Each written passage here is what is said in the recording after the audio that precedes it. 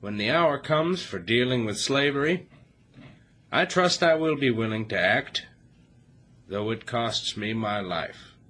Those are the words of Abraham Lincoln, our 16th president, and the subject of this, the 16th episode of the Dead Presidents Podcast.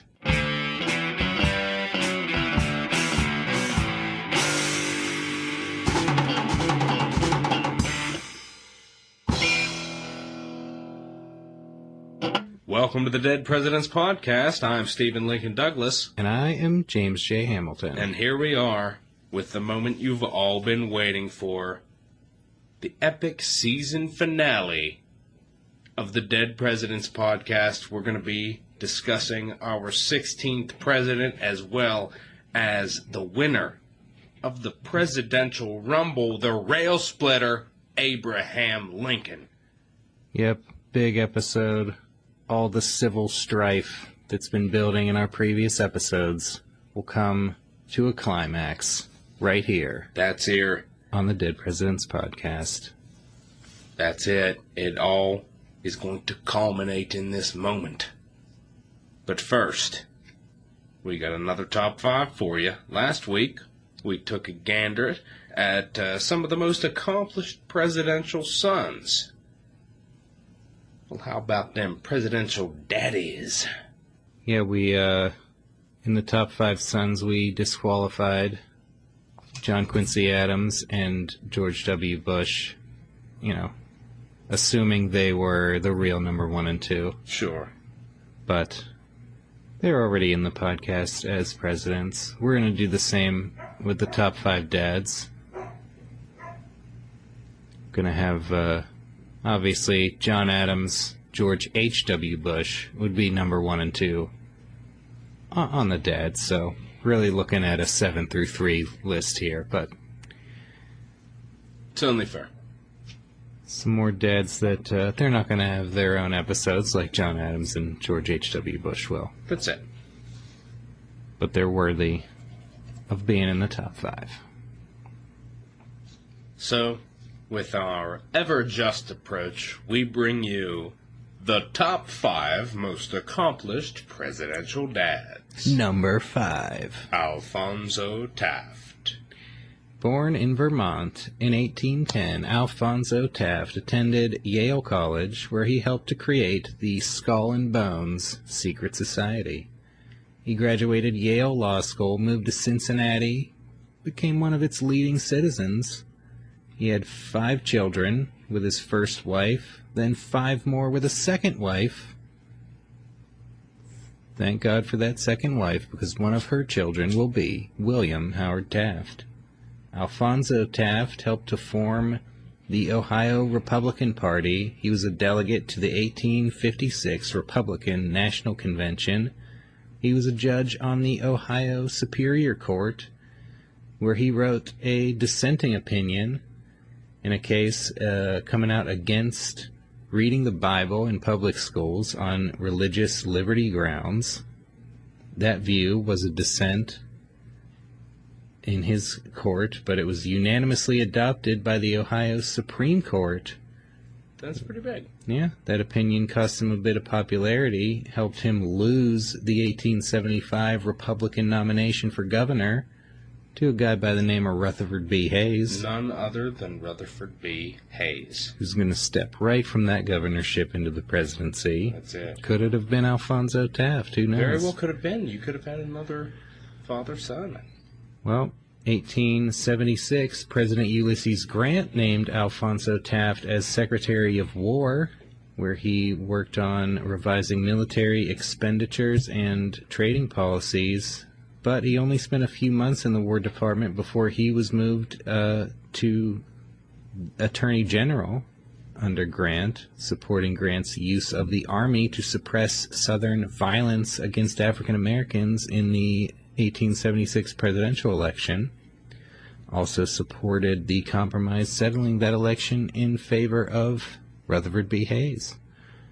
1882, President Chester Arthur named Taft U.S. Minister to Austria-Hungary, and then in 85 he became Minister to Russia. Pretty distinguished career. But then his son went on to become President and Chief Justice of the United States. He had a grandson and a great-grandson become U.S. senators. And his great-great-grandson was governor of Ohio. That's right. You'll recall last week we talked about Robert Taft, Mr. Republican. The Tafts. A legitimate political dynasty. Yeah. Quite a dynasty going through the generations. That's it. You know, when you think of presidents, most times it's, John Adams, John Quincy Adams, George H.W. Bush, George W. Bush. Hey, you got to remember that even though it's not a presidential lineage, there's political dynasties, and we're going to revisit that here again as we proceed with the top 5 most accomplished presidential dads. Number 4. Prescott Bush. Born in Columbus, Ohio in 1895, he attended Yale College and was a member of Skull and Bones. He served as an intelligence officer and artillery captain in the First World War and saw action in the Meuse-Argonne offensive. He went into business after the war and ended up a partner in the investment banking firm Brown Brothers Harriman. He lived in Greenwich, Connecticut, and served as finance chairman of the state Republican Party. He was an early supporter of Planned Parenthood and the United Negro College Fund. He was elected to the U.S. Senate in 1952 and was a close ally of President Eisenhower. He supported the interstate highway system, the Polaris submarine project, the Peace Corps, and the Civil Rights Acts of 1957 and 1960. In 1954, he votes to censure Senator Joe McCarthy for his red-baiting activities, denouncing McCarthy for causing, quote, dangerous divisions among the American people. He sponsored the Bush Hurricane Survey Act, which enabled the U.S. Army Corps of Engineers to develop flood protection programs. In 1960, Eisenhower included Bush on a handwritten list of 10 potential candidates for the Republican presidential nomination. He was an avid golfer, serving as president of the U.S. Golf Association and winning the National Senior Championship in 1951. He had 5 children, including George H.W. Bush, and instilled in his children the idea that wealth and privilege came with an obligation to serve the community. Yeah, George H.W. Bush would be serving his country in the Second World War, and then in a long public career had big shoes to fill with his own father. And another dynasty that spans multiple generations. That's it. And that's going to bring us to the top 5 most accomplished presidential dads. Number 3. Benjamin Pierce. Born in Massachusetts in 1757, Benjamin Pierce became a farmer, and he was plowing his fields in 1775 when he learned of the Battle of Lexington. He immediately put down his plow and headed off to join the revolution. That's it, the classic image of the American patriot. Working in the fields, he's toiling, he's breaking a sweat. Somebody rides up, there's a war on. Hurls down the plow, runs to grab his musket, heads off in the direction of the fray. Oh yeah, and he fought at the Battle of Bunker Hill. He fought at the Battle of Saratoga, and then he survived the dismal winter at Valley Forge under George Washington. Yeah. He was an original member of the Society of the Cincinnati. After the war, he settled in New Hampshire and had 10 children, the 8th of which being Franklin Pierce. Benjamin Pierce was a general in the state militia, a delegate to the state constitutional convention of 1791. He was in the state legislature for 13 years. He was on the governor's council for 10 years. He was a county sheriff for 13 years. And he served as governor of New Hampshire for 2 one-year terms in 1827 and 29. He'd been an anti-federalist, a Jeffersonian Republican. He ended his life as a Jacksonian Democrat, casting a vote for Jackson as an elector of the Electoral College. in 1832. That's right. And this is a man of the people. Yeah. As governor, he still favors the tri-corner hat, long since out of style. But it's a throwback. Mm-hmm. And the veterans recognize it and the people recognize it. And on that same page, we mentioned it in episode 14, he's known for paying the debts of 2 veterans in debtor's prison at the time, because he didn't think that somebody that fought and bled for the birth of this nation should, be locked up in it.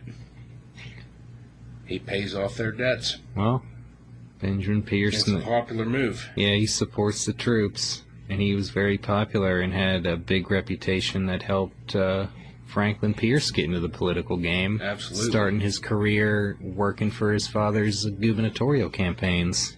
And then it was just up from there. Good initial experience. And that's going to bring us to the top 5 most accomplished presidential dads. Number 2. Joseph Kennedy. Born in 1888 in Boston, all 4 of his grandparents were off-the-boat Irish immigrants. He graduated from Harvard College with a degree in economics. He used family money to buy a controlling interest in Columbia Trust Bank, and at the age of 25, boasted of being the youngest bank president in America. He had success as a real estate investor, and during World War I oversaw a shipyard that produced transports and warships, a job in which he met Assistant Secretary of the Navy FDR. He married Rose Kennedy in 1914 and had 9 children, including 4 sons, Joseph Jr., John, Robert, and Ted. In 1919, he joined a Wall Street brokerage firm and mastered the unregulated tactics of insider trading and market manipulation. He started his own investment firm and became a multimillionaire, and shrewdly withdrew from the stock market just before the 1929 crash. During the Great Depression, he multiplied his fortune through real estate investment and motion picture production, creating the RKO movie studio and having a 3-year affair with Gloria Swanson. Wow. Nice. Scholars have found no evidence to support the claims of various gangsters that Kennedy was involved in bootlegging schemes during Prohibition, but he started a liquor importing business just as Prohibition ended. Good timing. He got involved in politics to support FDR's presidential campaign and was named chairman of the new Securities and Exchange Commission, where he put an end to many of the speculative and manipulative practices he had gotten rich on himself. He next became chairman of the U.S. Maritime Commission and in 1938 was named ambassador to the United Kingdom, where he supported Neville Chamberlain's appeasement of Nazi Germany. When the European War began, he broke with FDR and opposed aid to Britain, taking an isolationist position against American involvement. He supported FDR's re-election in 1940, but resigned after the election. 2 of his sons fought in World War II, with Joseph Jr. killed in action as a bomber pilot, and JFK returning home a hero. Kennedy had high ambitions for his sons.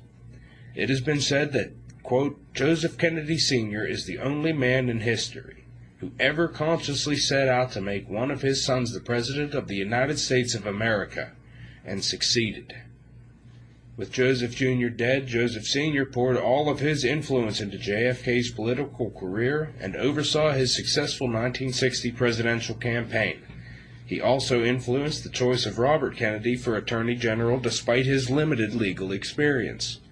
Joseph Kennedy Sr. suffered a debilitating stroke in 1961, but he lived until 1969, just long enough to see JFK and RFK assassinated and Ted's presidential hopes shattered by the Chappaquiddick incident.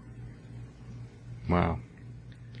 Probably no other dad had such a hands-on influence in actually making his son the president. Certainly not, and I don't think that any other political familial dynasty has endured as much tragedy as the Kennedys. Oh, yeah. But that's going to bring us around to the top 5 most accomplished presidential dad. Number 1. Benjamin Harrison. Born in Virginia in 1726, Benjamin Harrison V became the head of his prominent family at the age of 19 when his father was killed by a bolt of lightning. Now, what are the chances? I don't know. Benjamin Harrison V inherited a lot of slaves, thousands of acres, and several plantations, including Berkeley Plantation. He got married, had 8 children, the youngest being William Henry Harrison. In 1752, he joined the Virginia House of Burgesses and immediately participated in a confrontation with the king and parliament over a land tax. Gonna become a trend. In the 1760s, he joined in the growing protest against Parliament's authority to tax the colonies. 1770, he participated in a boycott of British imports and sponsored a bill declaring Parliament's laws void unless they received the consent of the colonists. 1772, he and Thomas Jefferson helped prepare an address to the king calling for the end of the importation of slaves from Africa. 1773, he joined a new boycott in protest of the Intolerable Acts passed in response to the Boston Tea Party. Next year, Virginia elected him a delegate to the First Continental Congress in Philadelphia. John Adams' diary described Harrison as obscene, profane, impious, and, quote, another Sir John Falstaff. He became an ally of John Hancock, supported another boycott against British imports, and a petition of grievances to the king. In 1775, he was present in Richmond during Patrick Henry's Give Me Liberty or Give Me Death speech, and he served on a committee to raise a colonial military force. He went back to the Second Continental Congress, where one of his roommates was George Washington. When Washington was named to command the Continental Army in Boston, Harrison and Ben Franklin went to Boston to assess the needs of the Army. He participated in the debates on independence, and on July 4th, 1776, he was the one who read out in Congress the final version of the Declaration of Independence. What an honor. Can you imagine? I mean, that's monumental. It's a pretty big day. He signed the Declaration, and the future members of the Harrison family would call him the Signer. That's right. They had to differentiate him from all the other Benjamin Harrisons. There was a lot of them. But he was known for his sense of humor, and when he was signing the Declaration, he joked to Elbridge Gerry, I shall have a great advantage over you, Mr. Gerry, when we are all hung for what we are now doing. From the size and weight of my body, I shall die in a few minutes and be with the angels, but from the lightness of your body, you will dance in the air an hour or two before you are dead. Good. He's bringing the literal gallows humor. Yeah. To the signing of the Declaration. Quite so. He served as chairman of the Board of War before leaving Congress to rejoin the Virginia legislature, where he defeated Thomas Jefferson to become Speaker of the House. In 1781, British forces, led by the turncoat Benedict Arnold, invaded Virginia and raided Harrison's Berkeley plantation, destroying most of Harrison's possessions and all of the family portraits. I think that bothers me the most, is the destruction of the family portraits. Yeah. Because in most cases, that's the sole image of somebody's grandmother or great-grandmother that they haven't even met, and all they have is that image and the stories passed down. And with that gone, I mean, that's just, God, if that ain't the lowest thing.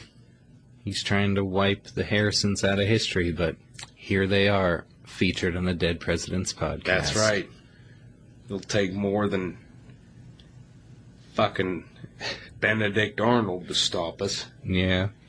Well, Benjamin Harrison V rehabilitated his home and continued to work for the Revolution. He served as governor of Virginia from 1781 to 84, pursuing a policy of peace with the Indians. 1786, he was back in the state legislature. 88, he was an anti-federalist delegate to the Virginia Convention that ratified the Constitution. He stayed in the legislature until his death in 1791, after which his son, William Henry Harrison, used his dad's connection to President George Washington and President John Adams to secure an army commission and some territorial appointments that launched his own career. That's it. Yet another political dynasty. Yeah, another big dynasty goes from Benjamin V to William Henry Harrison to John Scott Harrison, who served in the House of Representatives, and then President Benjamin Harrison. That's it. A big deal. The number one deal on this week's Top 5. Yep. And when we come back from this word from our sponsors, we're going to dive head first into the pre-presidential life of Abraham Lincoln.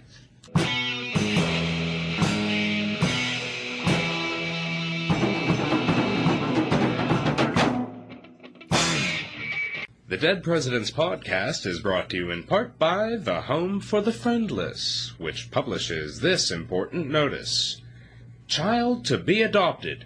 Any person desirous of adopting a sweet blue-eyed baby girl aged 4 months may apply immediately at the Home for the Friendless, number 72 Brush Street. Best of testimonials required as to character.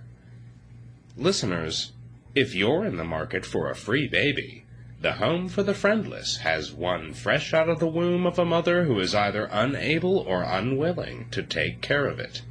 For all we know, this baby was left on the home's doorstep by a booze-addled prostitute, but one woman's trash is another's treasure. We encourage our listeners to get their character references in order, because there could be a lot of folks looking to get their hands on this beautiful baby, and the home wants to put her in the most loving home possible. So put the best possible spin on all your flaws and foibles, and send your application now to the Home for the Friendless. Now another word from our sponsor, the Home for the Friendless. The annual fair benefiting the Home for the Friendless is being held this week and continues for 4 more days. Unusual preparations have been made for the occasion, and it will eclipse anything of the kind ever before gotten up in this city. The large audience room at Bryan Hall is devoted to the fair and is handsomely decorated with flags and evergreens. The lower hall will be used as a restaurant where dinners are given every day. Patriotic and military tableaux are exhibited every evening. A famous dwarf, noted for wonderful oratorical powers, will entertain the audience with his quaint wisdom. A bona fide gypsy, recently arrived from Spain, will unfold the future to the eyes of the curious. A trained elephant belonging to the well-known menagerie of Leonard & Company is also present, under the care of a native keeper. Tickets to the fair admit to all of these varied entertainments without additional charge. A more attractive bill has never before been presented. The ladies of the city can greatly aid the managers of the fair by sending, during its continuance, donations of cooked provisions for the daily dinners. Will not those who are not already pledged to do this make an effort to contribute something to the refreshment table, as a large amount of provisions will be needed for the occasion? Listeners, the Home for the Friendless provides vital services to the community, and we all have a duty to support it. That's right. Luckily, the annual fair enables you to fulfill that duty while witnessing the wonders of dwarfish oratory, gypsy divination, and pachyderm performing arts. And if you're a lady, you better fire up your oven and cook something, because any food not donated is food taken right out of the mouths of the orphans who have no friends and no home other than the Home for the Friendless.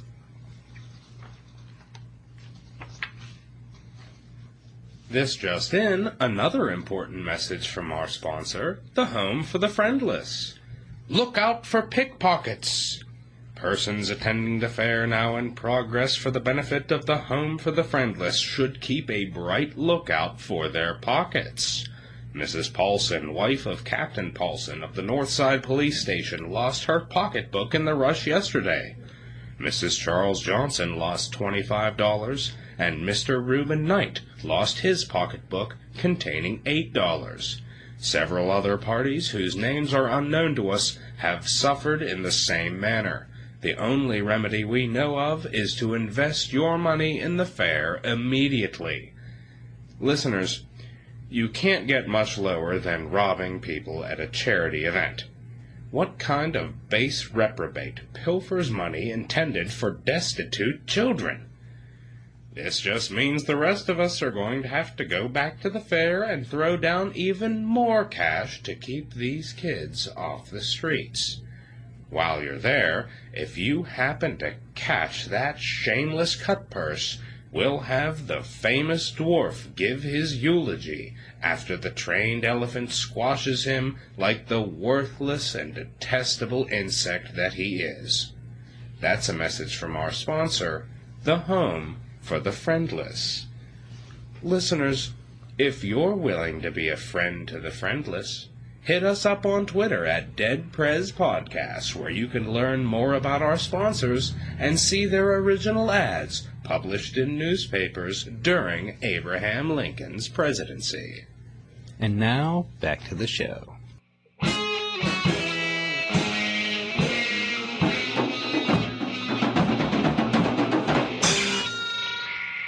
And we're back, ready to dive into the life of Abraham Lincoln, destined to become one of the greatest presidents and champion of the Presidential Rumble. That's right, the first ever Presidential Royal Rumble, the rail splitter, Abraham Lincoln, proven his worth. And he's proven his worth as a president in the minds of many an American, considered pretty much universally to be top two. If he's not number one, he's number two behind Washington. Well, where did it all start? What's his backstory? Yeah, how did he become this man is going to Lincoln? go on to WrestleMania to fight Joe Biden. We have to know as much about him as we can. And it starts on February 12th, 1809, in a log cabin near Hodgenville, Kentucky, where Abraham Lincoln slides on out of the womb, the second child of Thomas Lincoln and Nancy Hanks Lincoln. Thomas was a farmer and carpenter, and in 1816, after losing most of his land in title disputes, he moved the family to Indiana, in part because slavery was banned there, and small farmers like himself didn't have to compete with the big slave plantations. Nancy Hanks Lincoln was likely born illegitimate, and was known as intelligent, religious, affectionate, and bold. When Abe was only 9 years old, she died of milk sickness, an illness caused by drinking the milk of cows that had eaten the poisonous white snake root. Abe's 11-year-old sister Sarah ran the household until the following year, when Thomas would remarry with Sarah Bush Johnston, a widow with 3 children. Yeah, Abe became very close with her. He called her mother, and she later said of him, "Abe was the best boy I ever saw or ever expect to see." Yeah. The Lincoln family was pretty poor. Abe disliked hard labor, but he did what he had to do. He worked on his father's farm, gave his father any outside wages he earned until he reached the age of 21. Yeah. He grew up pretty tall, pretty strong and athletic, was skilled with an axe, but he didn't really like farming. He tolerated it. Yeah. He didn't As much as can be said. didn't like hunting either, which is kind of unusual for frontiersmen. Right. He did not like killing. It was an irony that he appreciated when he later became a war president. Yeah. Abe was not close with his father, who was barely literate and generally pretty unsuccessful as a farmer. Abe preferred reading to physical labor, and he was considered lazy by his father and others who did not understand his intellectual pursuits. That's it. It's basically a time where they'd walk up to Lincoln and be like, "What you reading, fur?" "Oh, look, we got ourselves a reader." They didn't understand that Lincoln's self-educating himself. Yep. He estimated that he had about 1 year's worth of formal schooling at various frontier schoolhouses. That's not a lot. Just here and it's there. here and there. Mm-hmm. It's not something easy for a kid to get used to. And just as it can be said about, his mother dying, that's not easy for a kid to get used to. This is a tough upbringing. But he channels it into books. He's reading everything he could get his hands on. He's carrying a book to work to read on breaks. When a passage strikes him, he writes it down and reads it over and over. He once said, quote, "My best friend is the man who will get me a book I ain't read." Some of the early books that influenced him were, of course, the Bible, Aesop's Fables, Pilgrim's Progress, Robinson Crusoe, Parson Weems' biography of George Washington, and Ben Franklin's autobiography. He also is a big fan of Shakespeare, especially enjoying Hamlet and Macbeth, and he was able to recite whole passages from memory. He enjoyed poetry, including Robert Burns, Lord Byron, and Edgar Allan Poe's The Raven. He would recite poems with such gusto that some people thought he'd actually written them himself. He did write some poetry and anonymously published a few poems in newspapers. Well, young Abe coming up, he didn't really know what he wanted to do with his life. He knew he didn't want to be a farmer. That's it. He pretty much, at this point, he's like, I know what I don't want to do. Yeah. He didn't want to be like his father. He had a lot of different jobs in his early career. He worked on an Ohio River ferry boat. When he was 19, he was hired on a flatboat that carried goods down to New Orleans, down the Mississippi, where he got a look at slavery on a large scale for the first time. Yeah. Age 21, his family moved to Illinois. He helped his father clear the land for a new farm, and then he struck out on his own, pretty much at his earliest opportunity. He moved to the small frontier town of New Salem on the Sangamon River, where he worked as a clerk in a store owned by Denton Offutt, who sent him on another flatboat trip to New Orleans, and then Offutt also put him up to the legendary wrestling match in which he challenged Jack Armstrong of the Clary's Grove Boys. That's right. This is where it all begins. The career that culminated in his historic victory at last week's first ever presidential rumble. It all began right here.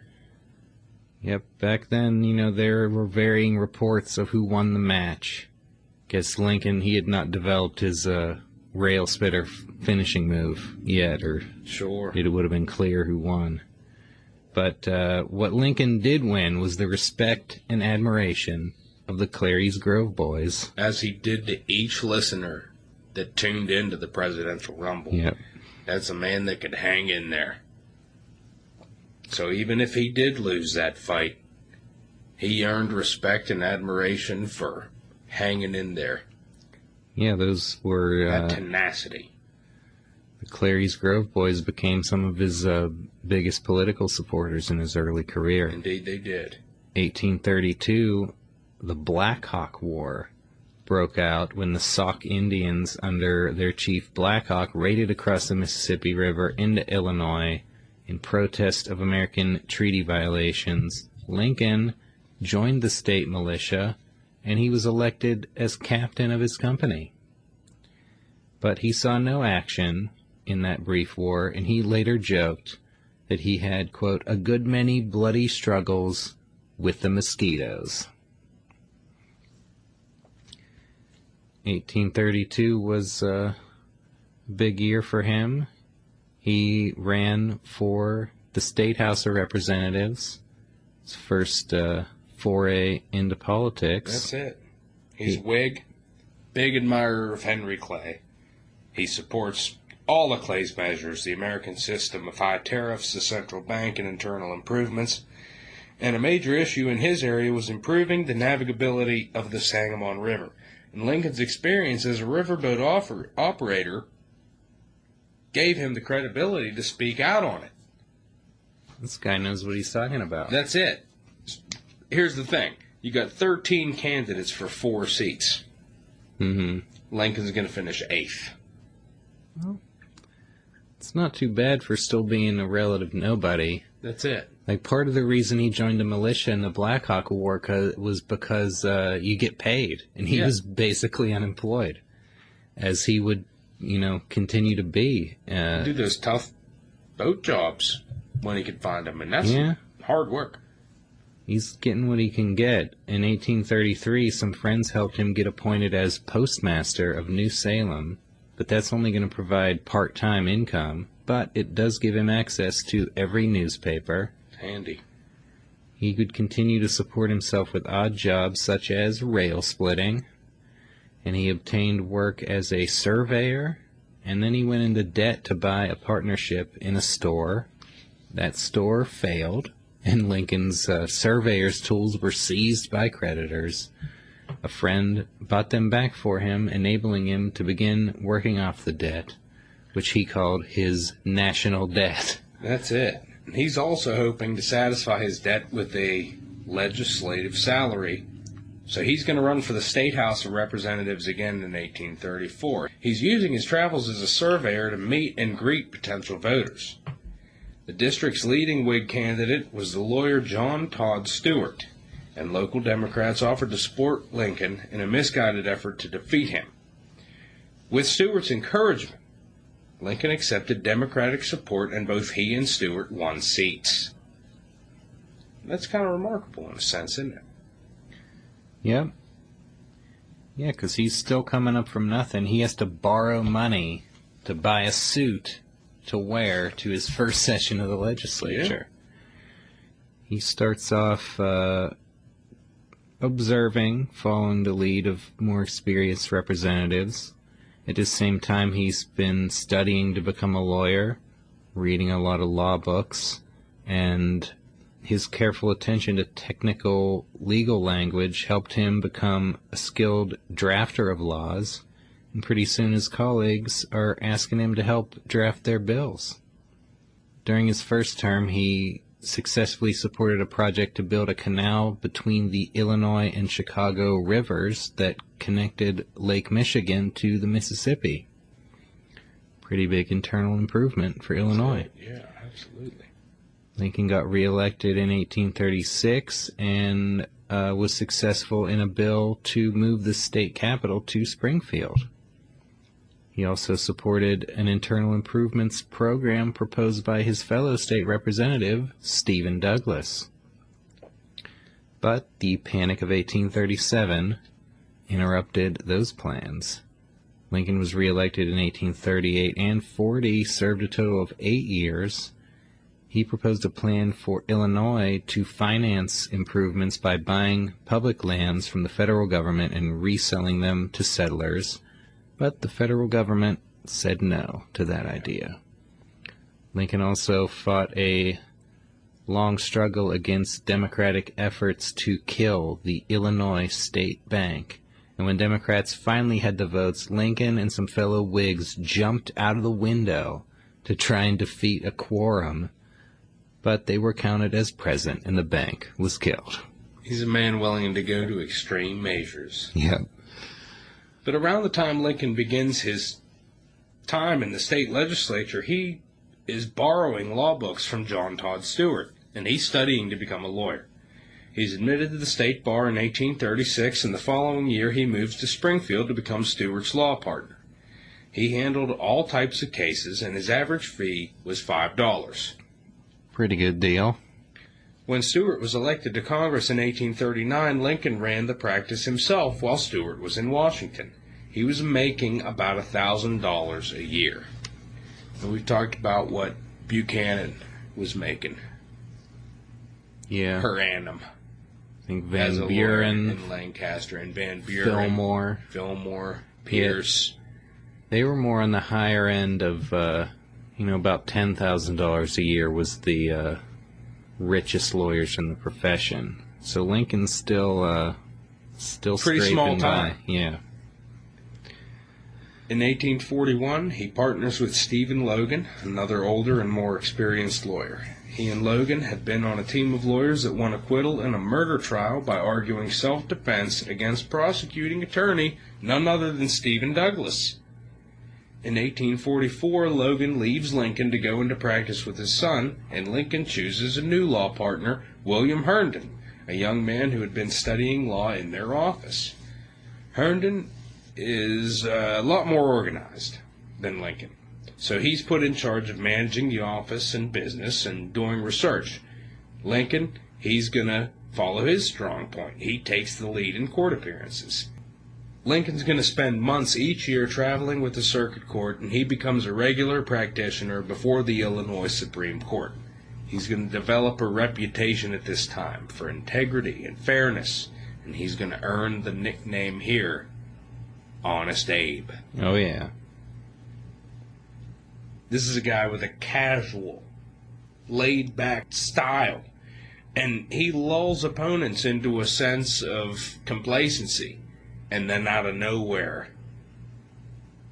he strikes. Yep. One lawyer said, any man who took Lincoln for a simple-minded man would very soon wake up with his back in a ditch. Oof. Lincoln won a murder case after a witness testified that he saw the crime by moonlight. Lincoln just let him go on with his story, and then he casually pulls out an almanac and shows that the moon had already set by the time of the alleged murder.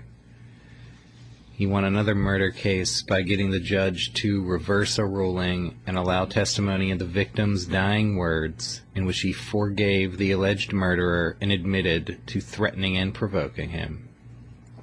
He won a big case representing a railroad against steamboat interests for the right to build a railroad bridge over the Mississippi River. In the later years of his career, he started to gain more lucrative clients, represented a lot of railroads, and then he was making about $5,000 a year. Moving on up. Getting a little bit more respectable. That's it, and as an up-and-coming lawyer and politician, it's time. He's an eligible bachelor. He's awkward around women, though, and efforts to set him up with various women failed. One girl who did catch his eye was Anne Rutledge. She's the daughter of a New Salem tavern owner, but she's engaged to another man who disappeared from town and may be living somewhere under an assumed identity to escape creditors. There's some pretty wild shit going on here. Yeah, her relationship status on Facebook, it's complicated. That's for sure. So she and Lincoln, they may have fallen in love, and they may have had an understanding to marry after she was properly released from her other engagement. But as fate would have it, in 1835 she dies of typhoid fever. Lincoln, completely devastated, falls into a deep depression. Well, the following year, Lincoln courted Mary Owens, who first seemed to return his interest, but she soon concluded that, quote, Mr. Lincoln was deficient in those little links which make up the chain of woman's happiness. Ouch. Yeah, that one makes you think, doesn't it? Like Yeah. What she really meant there. Lincoln, he also had second thoughts about that, and he had sent Mary Owens a letter encouraging her to break off the relationship if that's what she wanted, and she never replied, and that was the end of that. Lincoln wrote to a friend, I have now come to the conclusion never again to think of marrying, and for this reason, I can never be satisfied with anyone who would be blockhead enough to have me. Yeah, the self-deprecating humor of Lincoln, present early on here. In 1839, a young lady by the name of Mary Todd, She grew up in Kentucky in a wealthy slave-owning family. She moved to her sister's house in Springfield. Yeah. She's a gal with many suitors, including Stephen Douglas. He just keeps popping up. He does. And now we've hinted at this in episodes prior, and I've kind of been reticent on the subject. But my lineage may very well stem from this. The Lincoln Douglas name may come from this time. That's the word. Well, we'll say that Stephen Douglas, Abraham Lincoln, and Mary Todd knew each other well.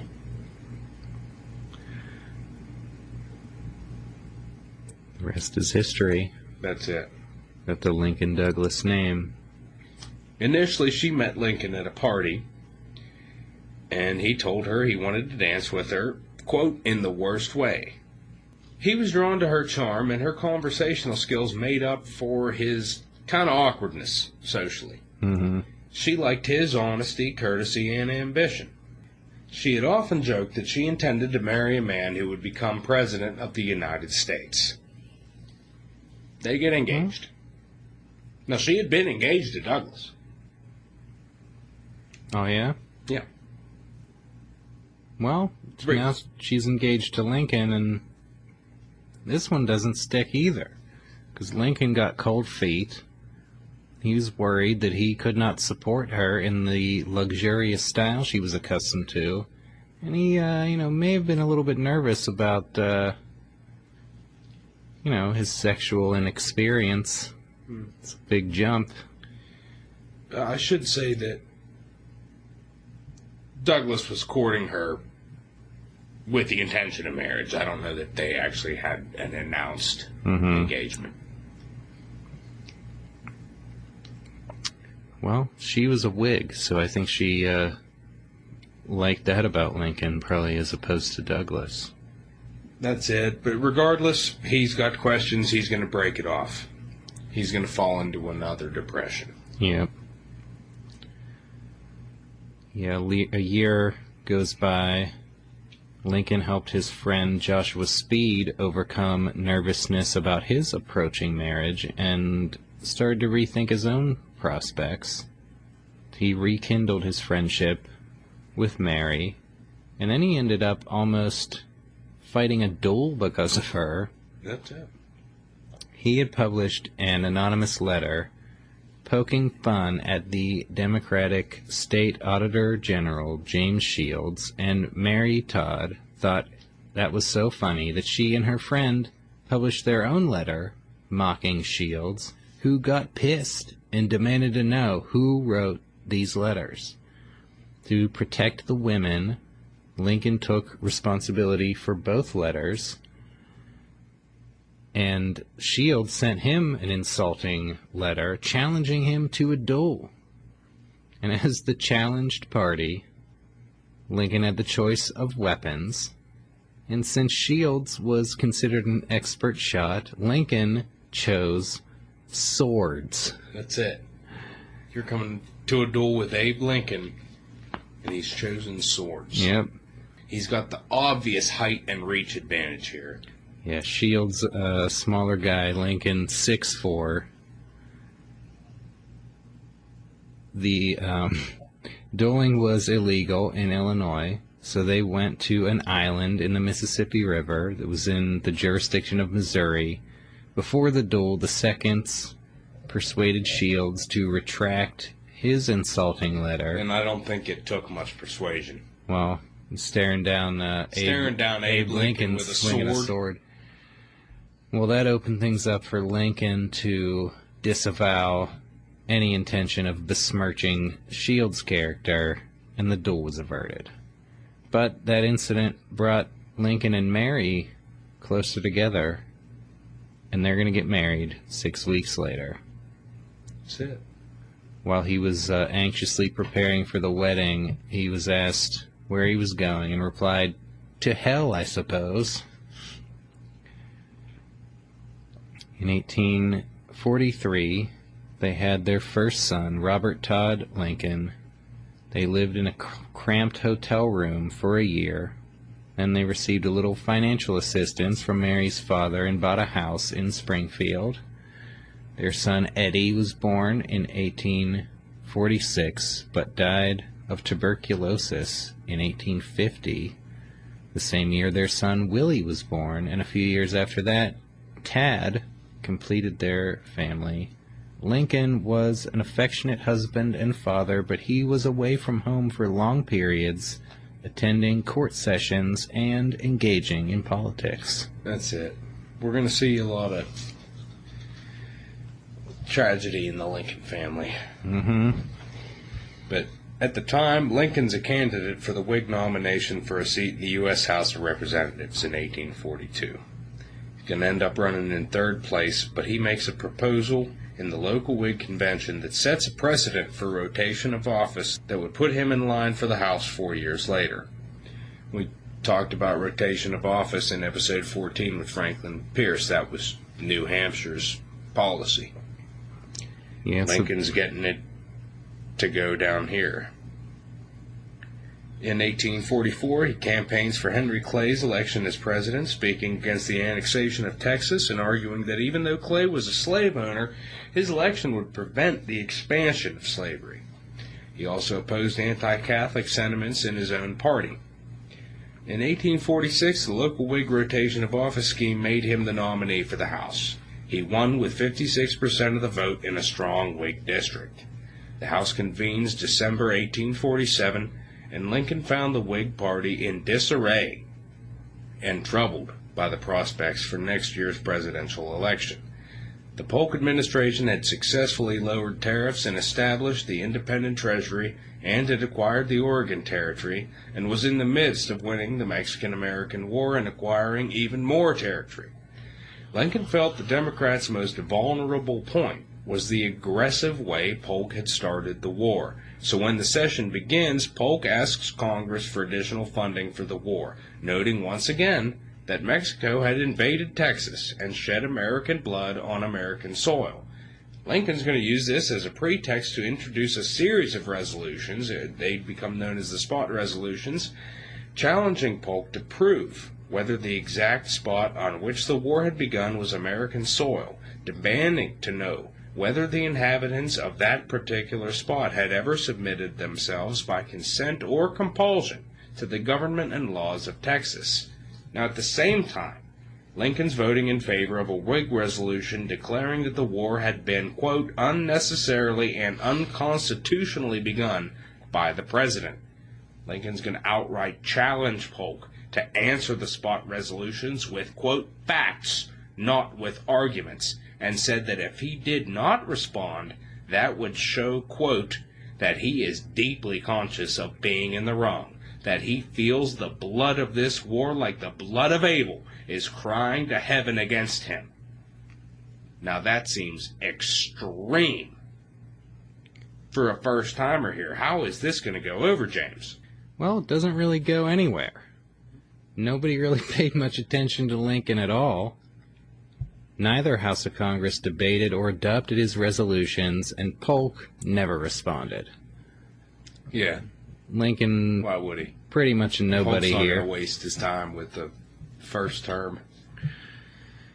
Yeah, and he was opposing a victorious war effort, which was not very popular. No. Lincoln taking flack not only from Democrats, but from his own Whigs back in Illinois, many of whom had volunteered for Army service in that war, including both of his two predecessors in the House. Illinois newspapers deriding him as Spotty Lincoln.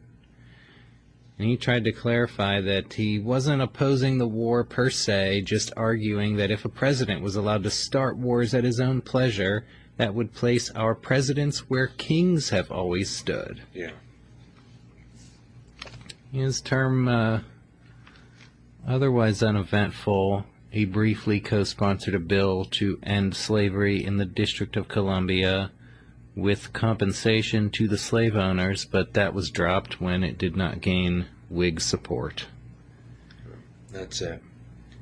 And in 1848, Lincoln is going to support Zachary Taylor for the Whig presidential nomination, arguing that he was more electable than his aging hero, Henry Clay. He said, quote, "I go for him not because I think he would make a better president than Clay, but because I think he would make a better one than Polk or Cass or Buchanan or any such creatures, one of whom is sure to be elected, if he is not." Yeah, he attended the Whig National Convention, where he was the only Whig member of the House from Illinois, and he was introduced as the Lone Star of Illinois. That's it. He spoke in Taylor's favor on the House floor and on a campaign tour of New England, where he argued that voting for the Free Soil candidacy of Martin Van Buren would just give the election to the Democrats. The victorious President Taylor offered Lincoln the governorship of Oregon Territory, but he turned it down for a few reasons. One, Mary did not want to move to Oregon. Two, Oregon was a Democratic stronghold that wouldn't be a place that Whig Lincoln would have a future in once it became a state. And because he was a rising star in Illinois. That's right. The Lone Star. That's it. Why would he take off at this point? He's returning to his law practice full time, growing into one of the state's most prominent lawyers. In 1852, he delivers a eulogy for Henry Clay in Springfield, praising Clay's support for gradual emancipation and his opposition to both extremes on the slavery issue. He said that Clay, quote, "ever was, on principle and in feeling, opposed to slavery," and endorsed Clay's efforts in favor of recolonizing freed slaves in Africa. Lincoln believed that Southerners would be more willing to free their slaves if they would be recolonized in Africa, and more Northerners would support emancipation if they wouldn't have to compete with black laborers. And he believed colonization would give people of color a chance to prove that they could govern themselves.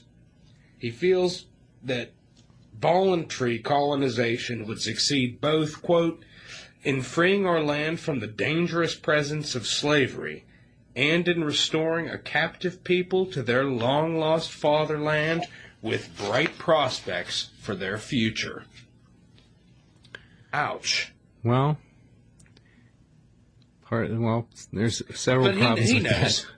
that. He knows there's problems. That's the thing. He's going to occasionally acknowledge that this whole recolonization scheme is impracticable, it's unrealistic, but he's going to hold on to it well into his presidency, in part because it's politically attractive. And it saved him from thinking too much about what is pretty much an unsolvable problem.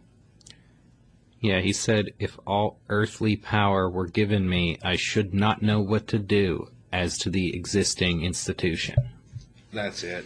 So yeah, they're talking about voluntary colonization, but that's a white people's fantasy, and they Sure. find that no black people actually want to go to Africa. No, because at this stage, Most none of them are, know Africa. Yeah, most of them are generations That's it. removed. They know Africa from stories that have been passed down from grandparents and great-grandparents at this stage. Yeah, and there's It's also... a ludicrous scheme. And that there's- they would want to up and move off to somewhere that is described in the country that they're living at as basically third world. Yeah, and there's nowhere for them to go over there. There's nothing set up with bright prospects. No. The handful of freed slaves that went over there Would face opposition from native Africans. Yeah. But Who it's, didn't want them there. Yeah. It's but it's an easier way. a sad state. It's an easier thing for the white people to think about in terms of ending slavery, Yeah. because it saves them from Having you know, to deal with it in the long from the term. post-slavery reality. That's it. Because even a lot of Northerners and people who are against slavery, not really against it on the grounds of equality for black people, and especially not living side by side with them in equality. Mm-mm. And that's, here we come. October 1854. Lincoln's going to take a bold anti-slavery stand against Stephen Douglas's Kansas-Nebraska Act, which repealed the Missouri Compromise and opened Kansas to the possibility of slavery via the popular sovereignty of its inhabitants. Lincoln said that the Kansas-Nebraska Act had, quote, a covert real zeal for the spread of slavery. I cannot but hate it. I hate it because of the monstrous injustice of slavery itself. I hate it because it deprives our Republican example of its just influence on the world. And the Whig Party's going to just basically completely collapse after Kansas-Nebraska. Yep. Which leads Lincoln to write, quote, I think I am a Whig, but others say there are no Whigs, and that I am an abolitionist. I do no more than oppose the extension of slavery. Well, in 1854, he's going to be a candidate for the United States Senate in a seat that, of course, senators are voted on by the state legislature. Still at the time, it's the state legislature voting on it. And Lincoln's going to be in the lead on 6 ballots, but he can't attain a majority.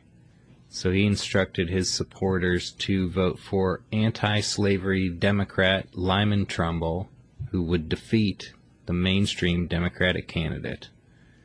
In 1856, he formally joined the new Republican Party, attended the Illinois State Party Convention, which adopted the platform asserting that Congress had the right to regulate slavery in the territories, and called for the immediate admission of Kansas as a free state.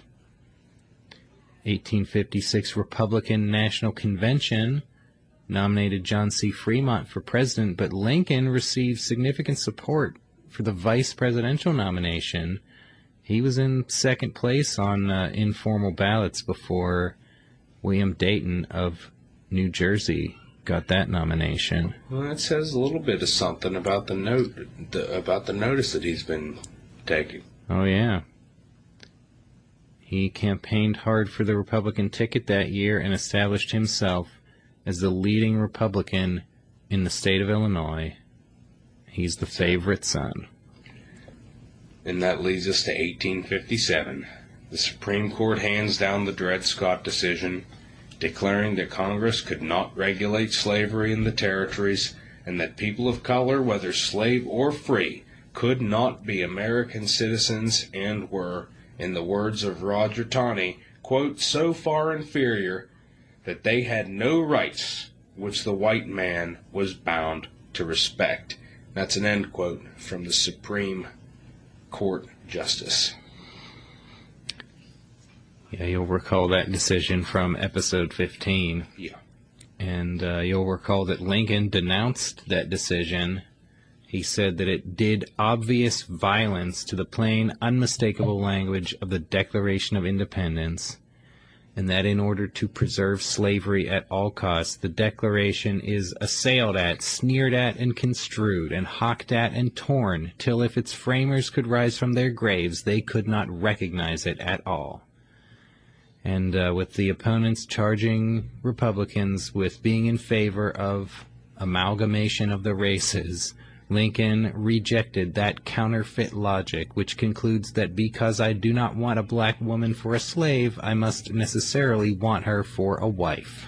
Yeah, just the typical divisive bullshit used at the time. Scare tactics. And this is going to lead us to a big moment. Senator Stephen Douglas is running for re-election in 1858 after coming out against the pro-slavery Lecompton Constitution for Kansas and becoming an enemy of the Buchanan administration.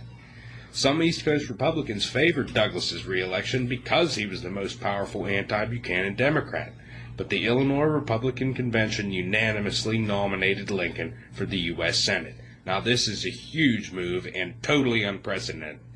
Senators were elected by the state legislatures. There had never been nominations for candidates. And here you have Lincoln. Just goes to show, how much they support this guy and want to get him out there. That's it. Now on June 16th, 1858, Lincoln gives his acceptance speech. Quote, "If we could first know where we are, and whither we are tending, we could better judge what to do and how to do it. We are now far into the 5th year since a policy was initiated with the avowed object and confident promise of putting an end to slavery agitation. Under the operation of that policy, that agitation has not only not ceased, but has constantly augmented. In my opinion, it will not cease until a crisis shall have been reached and passed. A house divided against itself cannot stand. I believe this government cannot endure permanently half slave and half free. I do not expect the Union to be dissolved. I do not expect the house to fall, but I do expect it will cease to be divided. It will become all one thing or all the other. Either the opponents of slavery will arrest the further spread of it and place it where the public mind shall rest in the belief that it is in course of ultimate extinction, or its advocates will push it forward till it shall become alike lawful in all the states, old as well as new, north as well as south." Yeah, Lincoln went on to argue that the Supreme Court, Franklin Pierce, James Buchanan, and Stephen Douglas were all part of a conspiracy to make slavery universal. He said, "We shall lie down pleasantly dreaming that the people of Missouri are on the verge of making their state free, and we shall awake to the reality instead that the Supreme Court has made Illinois a slave state." Now, critics are going to read Lincoln's House divided metaphor as an implied pledge on behalf of the Republican Party to make war upon the institution in the states where it now exists. Yeah. But Lincoln's using that metaphor to raise concerns about Democrats and their plans to expand slavery farther and farther. That's it. You're familiar from the previous episodes of the quote-unquote logic of the pro-slavery arguments at this time. Yeah. Where every battle that they win, they just move the line further and further. That's it. And it's pretty much the non-logic. Yeah. It's heading, Lincoln sees it heading to the point where they are claiming this is all about property rights and that even northern states won't be allowed to interfere with these quote-unquote property rights. That's it. And back in Illinois, after his successful efforts in defeating the Lecompton Constitution, Douglas knows he might be in for a tough race with Lincoln. Douglas had this to say about Lincoln, quote, "He is as honest as he is shrewd, and if I beat him, my victory will be hardly won." Douglas, began to give speeches defending himself against these charges Lincoln had made, and Lincoln starts following him around and speaking the next day. Yeah. Douglas supporters claiming, hey, Lincoln can't draw a crowd, so he's following Douglas around trying to suck up his crowds. And Lincoln's campaign is like, oh yeah, let's do this for real. That's it. They're like, let's do it to it.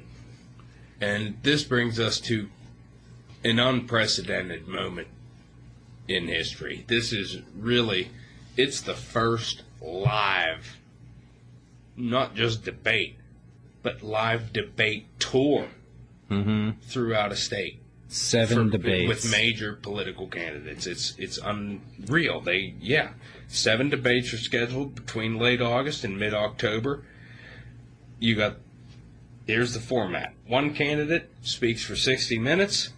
You got a 90-minute response and a 30-minute rebuttal, and that rotates from town to town.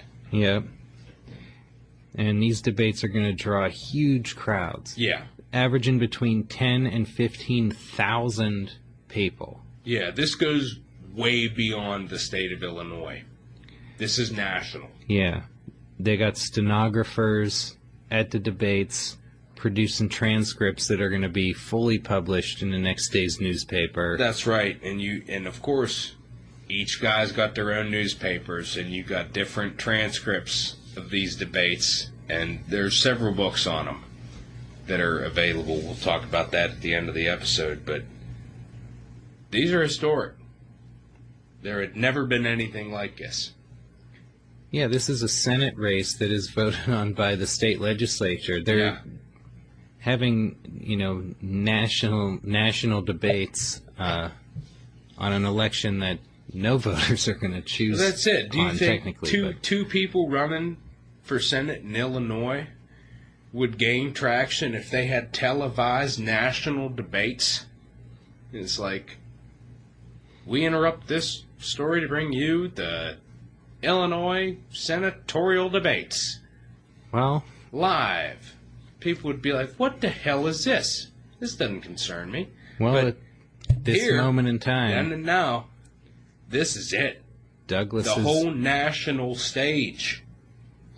Yeah, Douglas is one of the most powerful, popular politicians in the country, and Lincoln's the guy who's going to go head-to-head with him on the biggest questions of the age. That's it.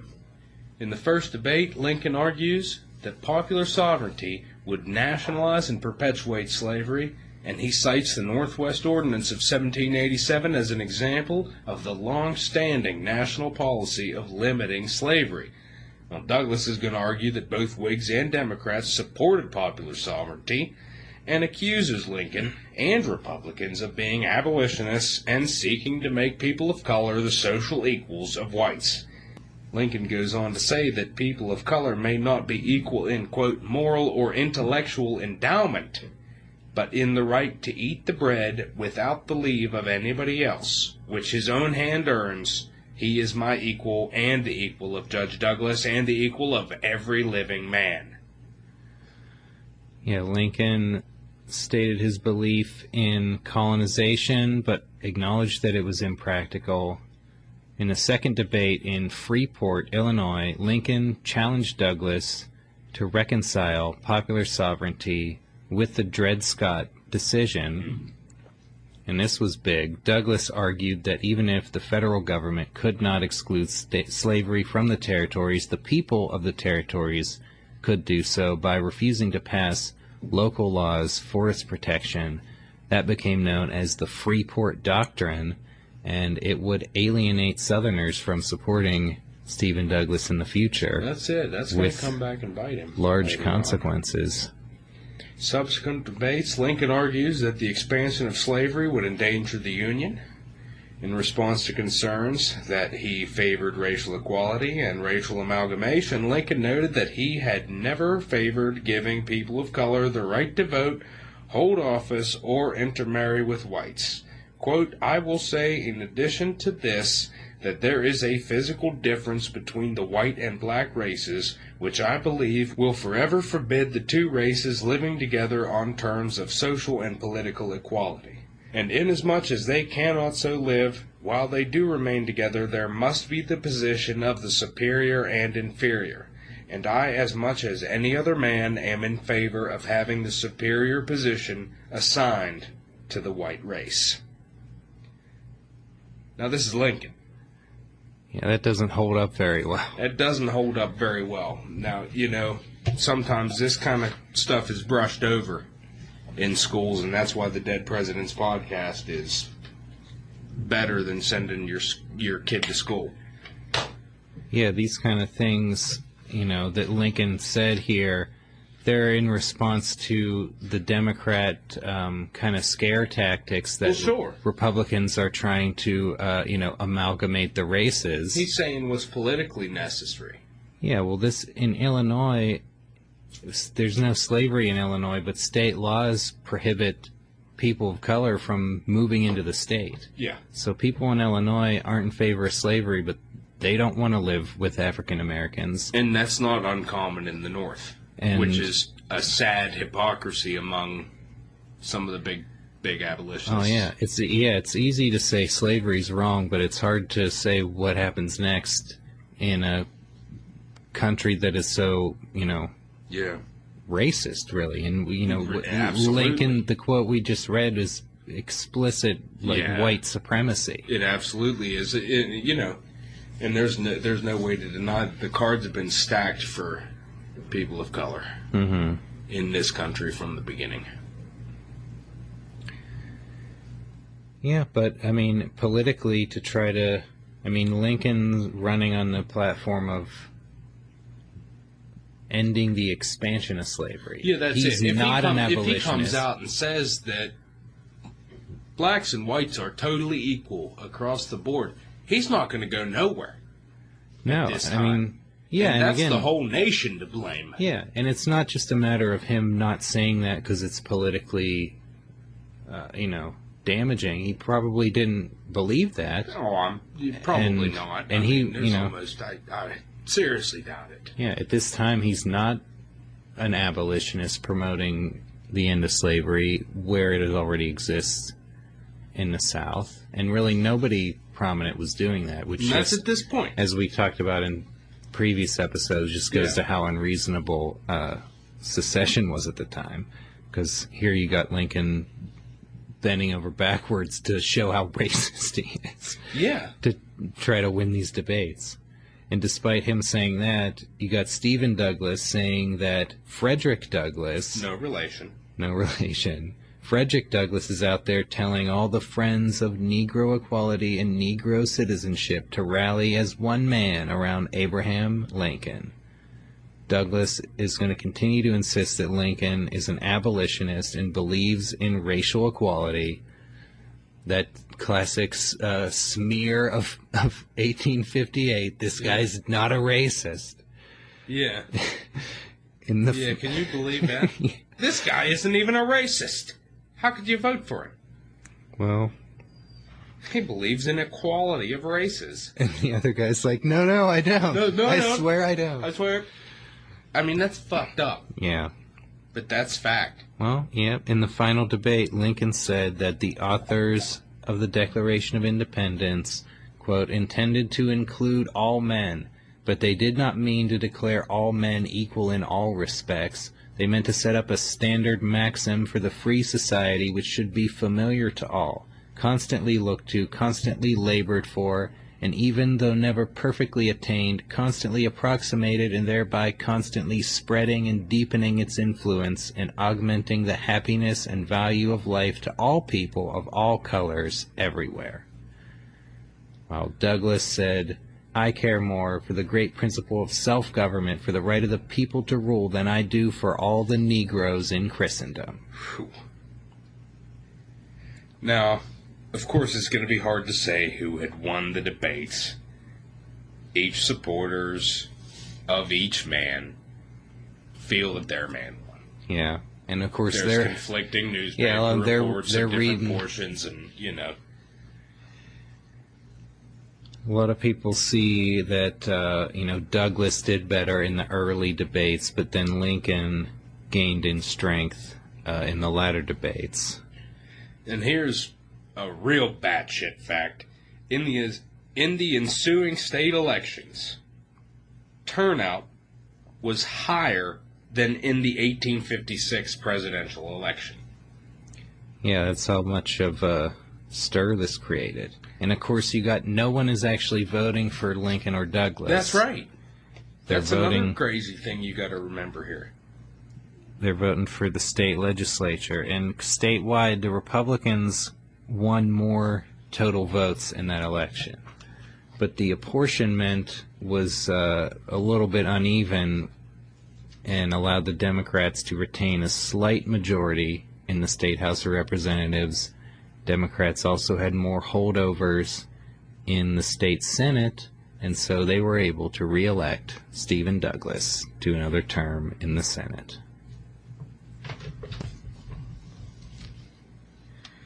So, of course, these debates, they make Lincoln a national figure. He's going to begin to be mentioned as a possibility for the 1860 Republican presidential nomination. Now, here's a guy coming out of left field, if ever there was one. Yep. But in January 1860, several Illinois newspapers endorsed him for president. He's a popular guy in the Midwest, but he has few connections in the Northeast. So he's going to accept an invitation from New York Republicans to give a speech at the Cooper Union in February. Here he argues that the Founding Fathers adopted a policy of restricting slavery's expansion and that the records of the Constitutional Convention show that a clear majority agreed that the federal government could regulate slavery in the territories. That's big. I mean, he's saying straight up, this is the way it is. Mm-hmm. Yeah, he argued that Republicans were the conservative, moderate party. They're not the crazed fanatics that the Democrats claim. And actually, no, he basically says it's vice versa. Yeah. It's the Democrats that are the shit stirrers. Yeah, they're the ones insisting on a new and radical interpretation of the Constitution. Some Southerners already threatening that if a Republican won the presidential election, the Union would be dissolved, and it would be the North's fault. Right. We saw how Buchanan handled that. Yeah, well, Lincoln responded that the threat of destruction to the Union to extort my vote can scarcely be distinguished in principle from a robbery. A highwayman holds a pistol to my ear and mutters through his teeth, "Stand and deliver, or I shall kill you, and then you will be a murderer." Yeah. He said that the only thing that would satisfy Southerners would be to cease to call slavery wrong and join them in calling it right. He concluded with a call to duty. Neither let us be slandered from our duty by false accusations against us, nor frightened from it by menaces of destruction to the government, nor of dungeons to ourselves. Let us have faith that right makes might, and in that faith let us to the end dare to do our duty as we understand it. Huge. Huge words. And the speech is a great success. One journalist would report, quote, "No man ever before made such an impression on his first appeal to a New York audience." New Yorkers, they could be rough. But this speech, that's going to cement Lincoln as a legitimate presidential candidate. And yeah. What a meteoric rise, really. And I mean, you could talk about a meteoric rise in terms of a lot of different presidents with their backgrounds, but this one was really real quick. Mm-hmm. A guy going from pretty much a footnote of history to being thrust onto the national stage. Yeah, the only national office he held was 2 years as a nobody in the House of Representatives. Yeah, ignored. Yeah, he doesn't, he is, unlike other presidents, he doesn't have long career in Congress, governor, military, general. No. He's got... He's a lawyer with one term in the House and a couple losses elsewhere. Mm-hmm.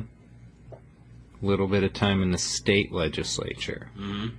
He's trying to become president. He has no administrative experience at all. No. The only thing he's ever run was a law office of 2 guys, and that was very disorganized. Yeah, that's it. That's it. This is the least qualified president. Yeah, on paper, up to this point. His resume makes him pretty unqualified. But what he's been doing in this speech, the Cooper Union and the Lincoln-Douglas debates, is like he's becoming an intellectual leader. Yeah. On the issues. And, the Republican Party is new. And Illinois is an important state. They're looking over at who the Democrats are going to nominate for president. Looks like it probably will be Stephen Douglas from Illinois. Get somebody who rivals him in popularity in that region. Yeah, and Lincoln's the man. He's the favorite son. And in early May, an Illinois Republican convention endorsed Lincoln for president. His supporters organized a campaign team that labeled him the rail candidate. They're embellishing the legend of his frontier days as a rail splitter. That's it. He's a classic log cabin candidate. Yep. And he's really a guy that came up, the hard way. He sure is. He's a man of the people. Mid-May rolls around. The Republican National Convention is held in Chicago. Senator William Seward of New York, he's considered the front runner. Other candidates include Governor Salmon Chase of Ohio, Senator Simon Cameron of Pennsylvania, former Representative Edward Bates of Missouri, and Lincoln. Lincoln's supporters lobbied hard among the anti-Seward delegates, and Cameron indicated that Lincoln could have his support in exchange for a cabinet position and control over patronage in Pennsylvania. Well, Lincoln sent a telegraph to his manager saying, "I authorize no bargains and will be bound by none." But some kind of understanding was reached with Simon Cameron. Yeah. On the first ballot at the convention, Seward had 173 votes against 102 for Lincoln, 50 for Cameron, 49 for Chase, 48 for Bates. But on the second ballot, Cameron's delegates switched to Lincoln. He rose to within just a few votes of Seward, and then he's going to move into first place on the third ballot, clinch the nomination on the fourth ballot. Senator Hannibal Hamlin of Maine gets the nomination for vice president. Yeah. There you have And it. now it's Lincoln. It's on. He's the man. And who's he going to be going up against? Well, Democratic Party has a problem. yeah, that's it. And You yet, have the ever-deepening North-South split. The Democratic Party is totally fractured. We talked about 7 states bolting from the convention. yeah, the Democratic Convention voted against endorsing the Dred Scott decision and a federal slave code in the party platform. That's it. 7 state delegations walked out. The frontrunner, Stephen Douglas, unable to secure the required 2/3 majority due to the walkouts. Yeah. They try a second attempt at a convention. The Southerners walk out again. And then they end up having 2 different Democratic conventions. Yeah. Northerners nominate Douglas. Southerners nominate Vice President John C. Breckinridge of Kentucky. And then you got John Bell of Tennessee nominated by the Constitutional Union Party. And that's pretty much Southern Unionists and former Whigs that didn't know where else to go. Yeah, things are not looking great for the country. But No, Lincoln... I mean, we're more divided than ever here. Lincoln, he didn't personally campaign. He relied on the enthusiastic Republican Party, which produced lots of campaign posters, leaflets, newspaper articles, a pamphlet-length biography of Lincoln that sold over 100,000 copies. Too bad. Lincoln, he's... Yeah. This is a crazy fact. Lincoln's not even on the ballot in southern states. But he's got an excited and unified Republican Party around him, and he's going to win 40% of the popular vote. Every northern state. Yep. So he's going to secure a clear majority of 180 electoral votes against 123 split between the other 3 candidates. Get Breckinridge with 18% of the popular vote. He wants 11 southern states and 72 electoral votes.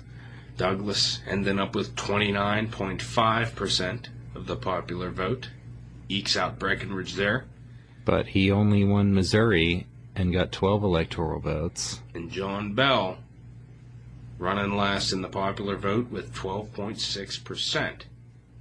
But he fares a little bit better than Douglas in the Electoral College, 39. He won Virginia, Kentucky, and Tennessee. Now, So that party split, that was fatal. Well, it didn't for the help, Democrats. but the thing is, Lincoln, he had over 50% of the vote in all but 3 of the states that he won.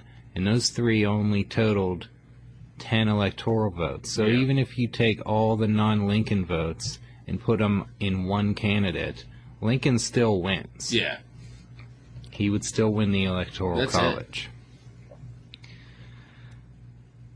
There's no way to finagle it, despite that split. If they had a unified party, chances are Lincoln still would have carried that. Yeah. But things are split for a reason. Yeah. And Lincoln's election is not taken lightly No. in the South. Lincoln's election is the catalyst that leads directly to secession Yeah, and the inevitability that becomes civil war. Mm-hmm.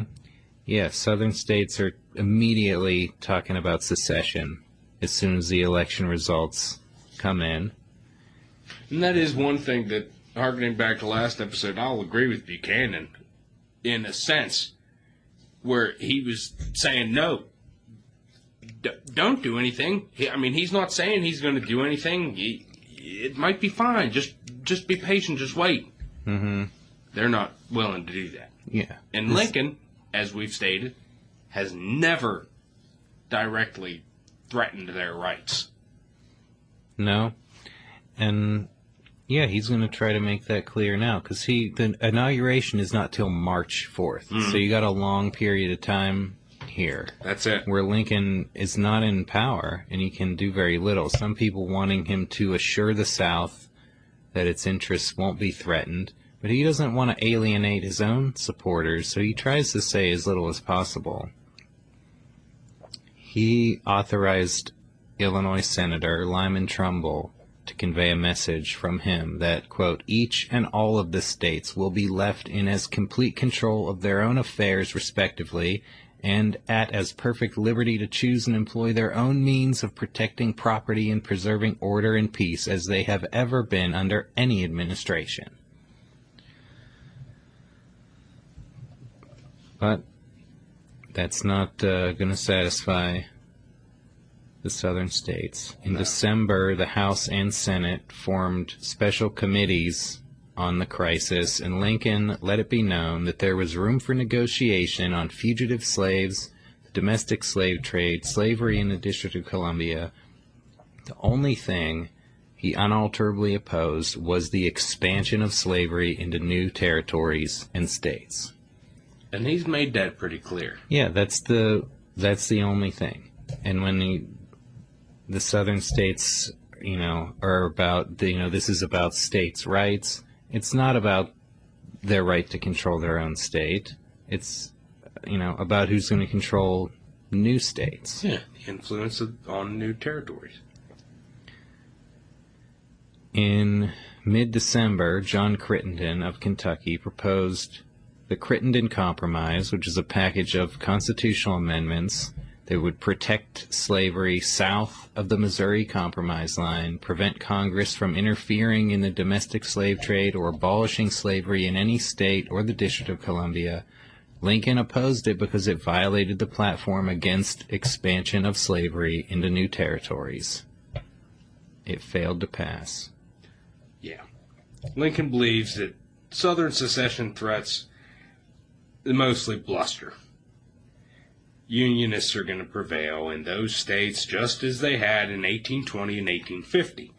But after President Buchanan issued a shameful State of the Union address which claimed that secession was unconstitutional but denied that the President or Congress could do anything to stop states from seceding, you got South Carolina voting to secede on December 20th. In January, 6 more states followed: Georgia, Florida, Alabama, Mississippi, Louisiana, and Texas. Most federal forts and property in those states, they're taken over without resistance, but a small U.S. Army force holds Fort Sumter on an island in the harbor of Charleston, South Carolina. Buchanan attempts to resupply Sumter from a merchant vessel. As we talked about in the last episode, Rebels fire on the ship and it turns back. That's going to be Lincoln's problem. Yeah. Buchanan, the sitting president, lets that go unanswered. Well, he's just waiting to get out of there and pawn this crisis off on somebody else. That's it. And amidst all this shit, Lincoln, he needs to choose a cabinet. And he's going to choose all of the other front runners for the Republican nomination. Yeah. William Seward, Secretary of State. Salmon Chase, Secretary of Treasury. Simon Cameron, Secretary of War. Edwin Bates, Attorney General. That's the team of rivals. That's it. That's the famous team of rivals. Title of Doris Kearns Goodwin's book. And also, reaching across the aisle, also Navy Secretary, he chooses Gideon Welles, a former Democrat who had been in the Navy Department in the Polk administration, and then Postmaster General Montgomery Blair, son of Francis P. Blair, former member of Andrew Jackson's kitchen cabinet and the guy who ran the Jackson administration's official newspaper. Yeah. So these guys, like we said, it's a team of rivals, Mm-hmm. and they got their work cut out for them. Yep. Virginia is teetering on the edge of secession, and in February, the 7 seceded states held a convention in Montgomery, Alabama, where they adopted a constitution for the Confederate States of America and elected Jefferson Davis as their president. Yep, you got months of inaction under President Buchanan, during which the Confederate States are busy arming themselves. Yeah. For a They're war planning on a of war independence. of independence. That's it. Lincoln makes his way to Washington for the inauguration, and there are rumors abound of plots to assassinate him. He's not safe. Nope. You got a railroad president hired the detective Alan Pinkerton, the famous Pinkerton Detective Agency. That's right. To investigate this. Pinkerton obtained information that an assassination attempt would be made in Baltimore. So Lincoln altered his schedule, slipped quietly through Baltimore in the middle of the night to arrive unexpectedly in the capital. That's right. He was disguised. And they even made political cartoons out of it, where he's in kind of a stocking cap and a nightgown. Yeah, people made fun of him. New president sneaking into his own capital. That's it. But that's what things are coming to. Yeah, it's a scary time. And we're going to see how this inexperienced man is going to deal with the biggest job in the world. In the biggest crisis that in the nation's history. The nation's ever faced. This is it. It's go time with Abraham Lincoln as he becomes the nation's 16th president when we come back from these words from our sponsors.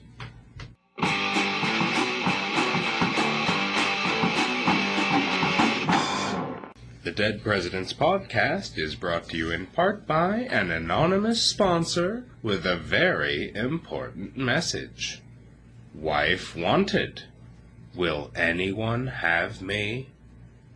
The advertiser, being hard on to 30 years of age and feeling an utter loneliness in the single life, desires to form the acquaintance of some vision of female loveliness with a view to matrimony. All letters addressed to D. Box number 21, Post Office in New York City, will be treated with the utmost confidence. Please enclose a lock of hair. You heard that, listeners. If you're a lovely female, you could be the lucky wife of our latest sponsor. He's 30, he's lonely, and he's DTM. If you want to get married, all you gotta do is send him a lock of hair, and he's yours. Pretty straightforward and not creepy at all. That's a message from our sponsor, D. Now a word from another anonymous sponsor, A young Southern planter, immensely wealthy but not handsome, and disowned by his friends and relatives because he has been true to his country, desires the acquaintance of some true good woman with a view to matrimony. Address DWW, Beaufort, North Carolina. Ladies, if you didn't already put a lock of hair in the mail for D, you might want to save yourself for DWW. Admittedly, he is physically grotesque, but he is loaded. And sure, he may be a slave owner, but he's no secessionist. So if you're a blind, gold-digging unionist, he could be the man of your dreams. That's a message from our sponsor, DWW. Now, an important message from our sponsor, Baron von Tousley. A European gentleman of noble birth wishes to correspond with a lady of means with a view to matrimony. A widowed lady preferred. Address Baron von Tousley at the Washington, D.C. Post Office. Ladies, have you always dreamed of marrying into nobility? Well, if your husband's dead and he left you a nice chunk of change, you could be the next Baroness von Tousley. He'll probably spirit you away abroad to the sprawling Von Tousley Manor, and you'll live in a goddamn castle or something. His noble title is definitely legit, and there's no way he's trying to scam you for your money. That's a message from our sponsor, Baron von Tousley. We're also proud to be sponsored by Madame de Cora's Matrimonial Agency. Madame de Cora's Matrimonial Agency on West 36th Street is conducted on the Parisian plan of introducing ladies and gentlemen of the highest respectability with a view to matrimony, enabling those whose circle of acquaintance is limited to obtain partners for life without the delay of a tedious courtship. Business confidential, references exchanged, hours 10 a.m. to 10 p.m., Sunday accepted. Listeners, if you're not already engaged to marry one of our last three sponsors, and you've had it with the single life, Madame de Cora has the solution. She'll hook you up with a like-minded individual who wants to skip the dating scene and tie the knot right now, just like they do in France. You won't have to post any more desperate personal ads or put up with any more weirdos asking you for locks of hair. If you're ready to just settle and get it over with, call Madame de Cora's Matrimonial Agency. And now, back to the show.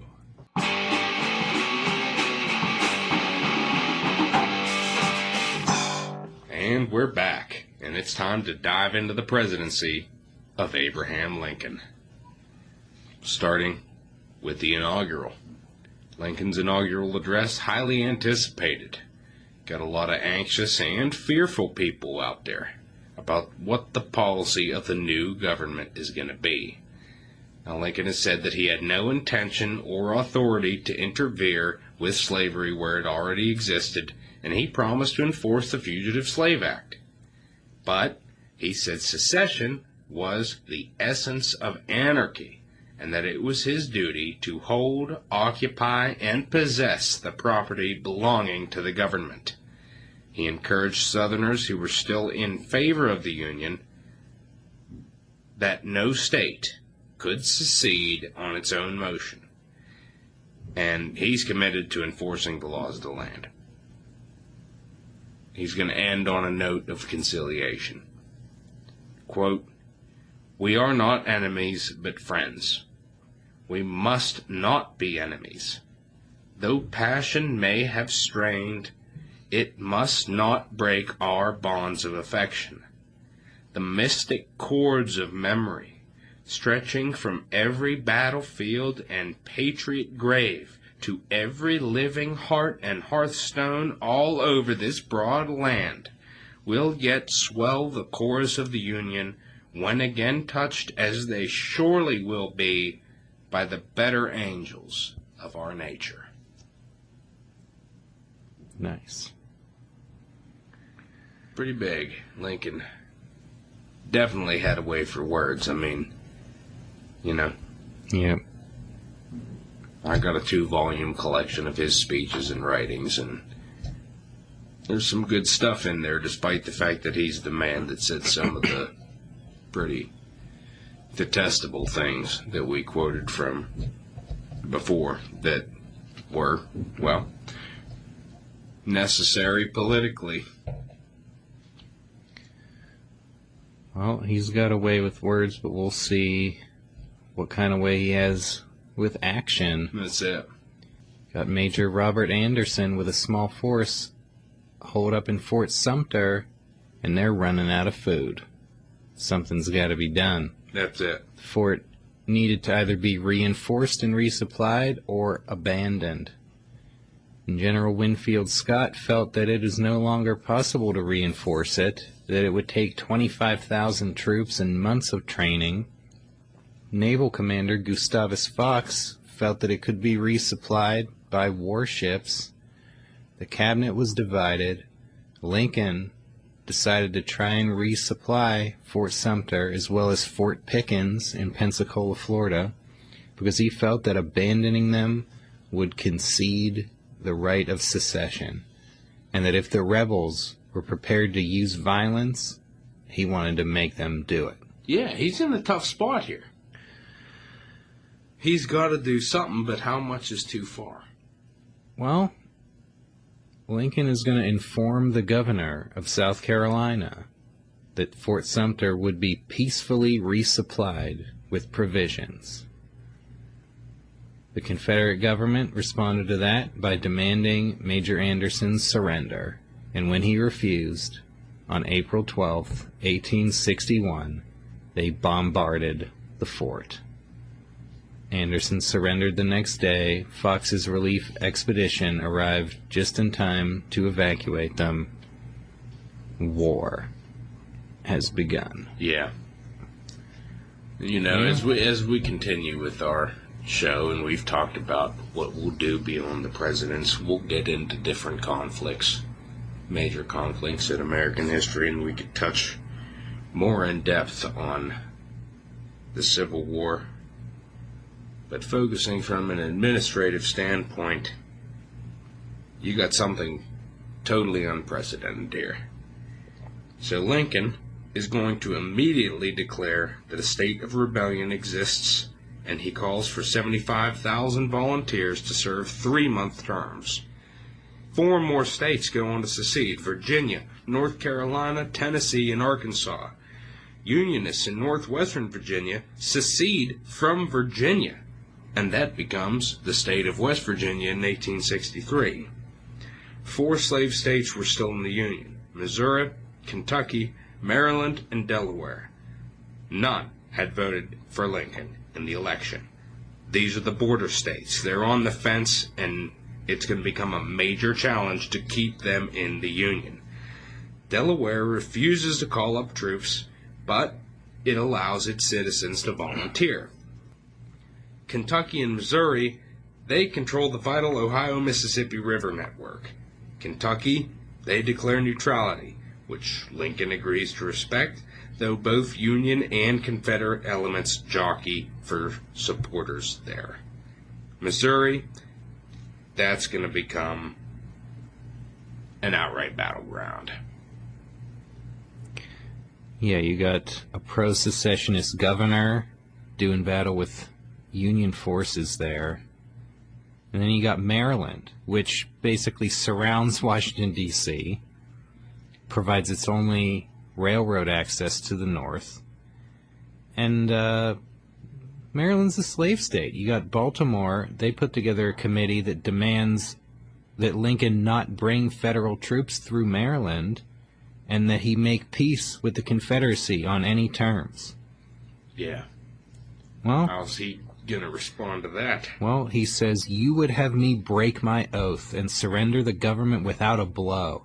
There is no Washington in that. There is no Jackson in that. No manhood nor honor in that." Well, it's got some good role models. Yeah. Buchanan wasn't worried about what Jackson would have done. No, he just thought he was Jackson. Well, you got Washington, D.C. under virtual siege here from Baltimore, and there's great fears of an attack coming from Virginia. Lincoln has federal troops occupy Maryland, and he's going to suspend the writ of habeas corpus on the road between Philadelphia and Washington, D.C., and Maryland does not vote to secede. That's it. Now, you got large Republican majorities in Congress, now that all the southern states have left Congress. Yeah. But you got Republicans, they're going to be splitting into factions of their own. That's it. Conservative Republicans, radical Republicans, radicals insisting on the total abolition of slavery and extreme punishment for rebels. And, you got people like Thaddeus Stevens really holding court. You got a lot, you still got a lot of Northern Democrats, some supporting the war, including, you got Tennessee Senator Andrew Johnson, the only senator from a seceded state who stuck around. Yeah. And then you got Peace Democrats, also known as Copperheads, favoring immediate peace that would leave the Confederacy independent. Yeah. They figured, hell, cut them off. Mm-hmm. So be it. Let's just not have a war. Yeah, and so Lincoln, he's in a position where he's got to balance all of these factions. Yeah. In July, Congress is going to approve funds to expand the Army to 500,000 men. It's getting serious. It's getting big. Lincoln, he wants to capture the Confederate capital of Richmond, which is, it's like 100 miles from D.C. Yeah, and they have hopes for a quick finish to this thing. They figure, hell, we could take this, we ought to be able to do this pretty quick. Yeah, and then you got First Bull Run. Yeah, who knows what could have happened if this battle had gone the other way.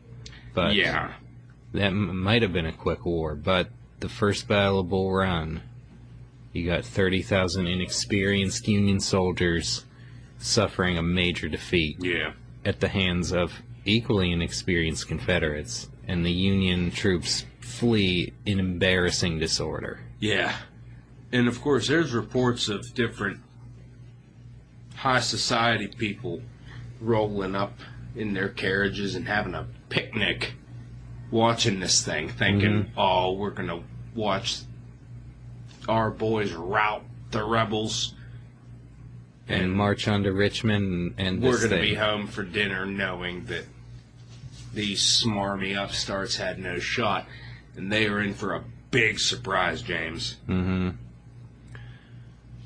Well, it looks like we're going to have a big war here, and who's going to be in charge? That's it. General-wise. Who we got commanding the Army at this point? Well, Winfield Scott is the commanding general of the Army, but he's 75 years old. That's it. He's Winfield too old. Scott, he's always been a big man.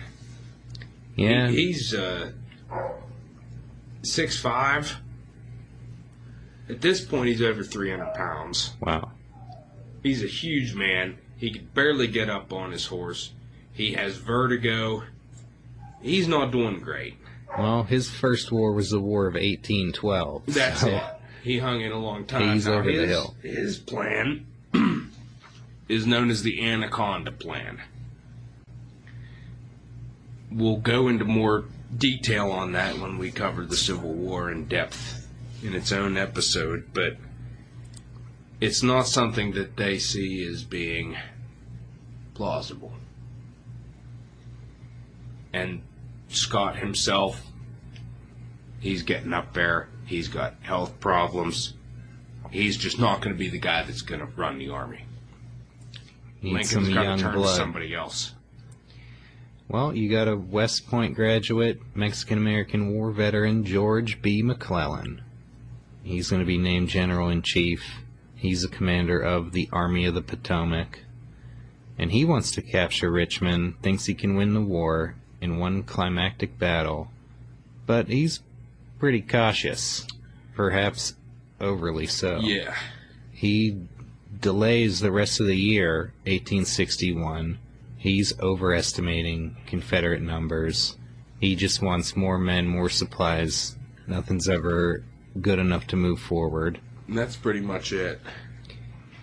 You got the War Department rife with corruption. Got a lot of contracts and, supply buying, lots of opportunities for graft, poor management.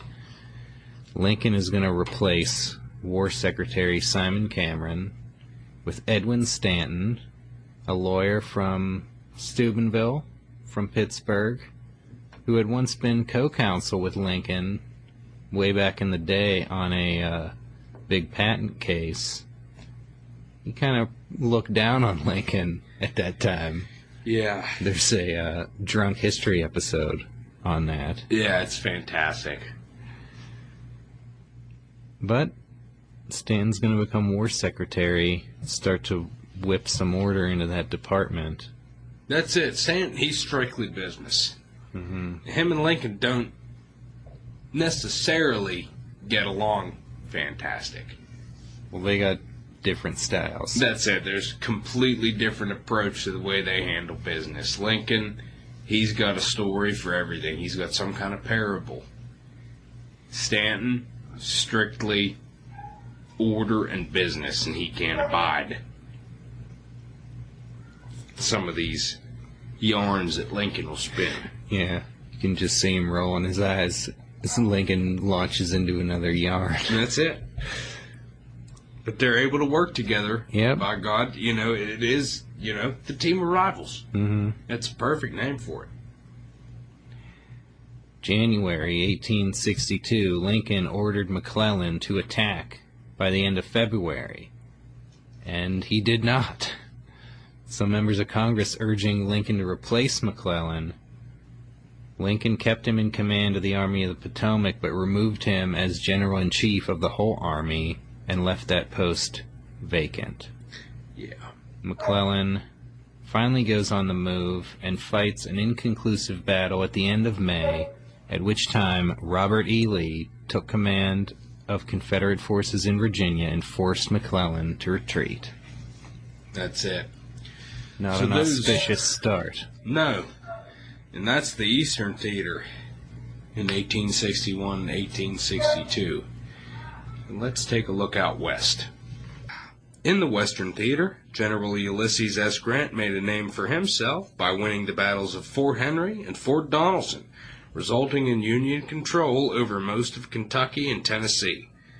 Grant, he's going to face major criticism after he wins the Battle of Shiloh, the bloodiest yet, at a cost of 13,000 casualties. This leads some to call for Grant's removal, but Lincoln refuses, saying, "I can't spare this man. He fights." It's more than you can say for McClellan. That's it. In the Battle of Pea Ridge, General Samuel Curtis drove Confederates out of Missouri.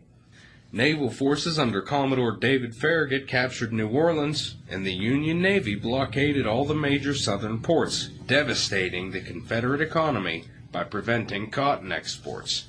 So that's pretty big. Things going a little bit better out west and on the seas. That's it. How about overseas? Yeah, Lincoln's foreign policy. The major foreign policy issue here, he's got to prevent European powers from recognizing Confederate independence, because that could lead to some serious problems. Yeah, I remember the American War of Independence, France recognizing the 13 colonies providing aid. That was really the turning point. Yeah, absolutely. Can't have that happening here. If that happens for the Confederacy, it could be bad. Mm-hmm. Why would it happen? Well, Europe is heavily dependent on southern cotton, and some powers might like to see the powerful United States split in two. If you look at it from a strategic standpoint, from their point of view, some of these guys might be thinking, this could be good. Yeah. A divided United States can't well enforce the Monroe Doctrine the way that a united United States can. That's right. But European powers also don't want to go to war. They don't want to fight the Union. And they also don't want to be seen as sympathizing with slavery. Yeah. In late 1861, the Union Navy seized 2 Confederate diplomats right off of a British mail ship, which outraged the British as a violation of their sovereignty.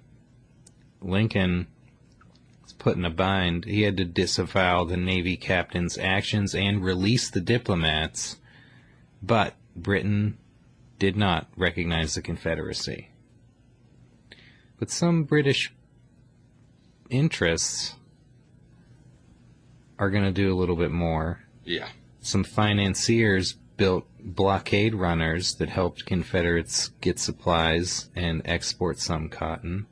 One British shipyard built 2 warships for the Confederacy, which would be part of a post-war international arbitration, and Britain paying the United States $15 million in damages. Yeah. Meanwhile, France, led by Emperor Napoleon III, they seek to take advantage of the Union's preoccupation. They send forces to invade Mexico and set up a puppet government under the Austrian Archduke Maximilian. The U.S. is going to refuse to recognize Maximilian's government, but they're too distracted to do anything about it until after the war. Yep, can't uphold the Monroe Doctrine right now when you got Confederate armies right outside of Washington, D.C. That's it. And now... Well, how are things like at home in the White House? Well, here's the thing. You know, you got all this going on. Lincoln has all of this on his plate. And now the tarnished trumpet of the angel of death sounds in the distance, and the shrieking visage of the grim reaper tears through the clouds and descends onto the White House at the worst possible time. And with that set up, we will preface with a little bit of backstory on how's Mary Todd Lincoln doing here? How does she take to being First Lady? She really loves it. You know, she'd been joking back from her youth that she wanted her husband to be president. Now her dreams come true. She likes being in the spotlight. She likes being the White House hostess. She's rubbing some people the wrong way. Well, yeah. Some people think she's a little pompous. Some of the northern ladies of high society consider her to be a southerner at heart. Well, you got to look at her background and their familial upbringing. Yeah. At the same time, southerners consider her to be a traitor to her heritage. So she's damned if she does, damned if she don't. That's it. She has brothers that are in the Confederates. Right. She is a lady divided. Mm-hmm. But it's almost like she likes that attention. Yeah. Well, her big project is refurbishing the White House. She's got a $20,000 appropriation from Congress to do so, and she grossly overspends her budget. Yeah, and that becomes kind of a problem because, well, that distresses Lincoln, first off, because he knows what's about to happen, and of course it does. Questions are raised. Yeah. You got, soldiers without blankets out there. I'm not asking for more money to cover these lavish expenditures. Yeah. So that's a problem. He vows to pay for it out of his own pocket. Eventually, Congress will quietly vote some additional funds. Yeah. But February 1862, Mary showed off the renovated White House in a big party for 500 guests. And that would be the end of the party in the White House. Yeah. Because later that month, their 11-year-old son, Willie, fell ill with typhoid fever, and he died. And Lincoln again, completely devastated. And he enters, at this point, a familiar state of overwhelming depression, although in this case it can't be so overwhelming because he has to focus his attention on the fact that he is running the country at its darkest hour. Mm-hmm. Lincoln says, quote, "My poor boy, he was too good for this earth. God has called him home. I know that he is much better off in heaven, but then we loved him so much. It is hard, hard to have him die." Lincoln, he'll go on to, at different times, he'll go down to where Willie's tomb is. And he'll sit there and spend time, reflect. And he kind of makes it a thing. It's part of his schedule. He allots time to go down and just kind of sit there. Mm-hmm. But as for Mary, she is beyond devastated. She is tore up, just beyond the beyond. She's bedridden for 3 weeks. She's not physically or mentally capable to attend a funeral. And Lincoln ends up having to hire a nurse to care for her. She never again entered Willie's bedroom or the room where he was embalmed. Now, maybe one of the biggest casualties here is Tad. Yeah, because Tad had typhoid fever at the same time. That's right. He survived.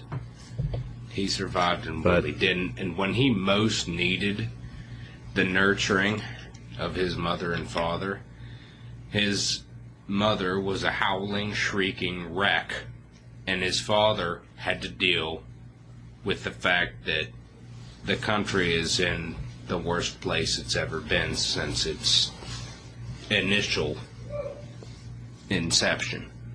Mm-hmm. Not great. Nope. Not going to have any more entertaining at the White House for a while. No. Mary is going to wear only black for years. She will finally remove her mourning black in January 1865. Yeah. Which, spoiler alert, is just a few months before she would start wearing black for the rest of her life. That's it.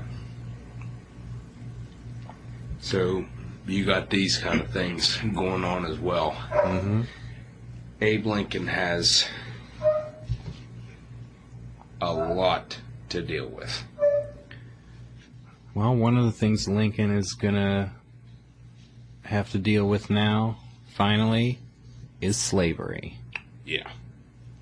How is that going to work in the context of the Civil War? Well, in the early days of the war, you got General John C. Fremont. The first Republican contender for president. Yep. He is going to be issuing a proclamation in Missouri freeing slaves that belong to rebels. He goes off on his own to do this.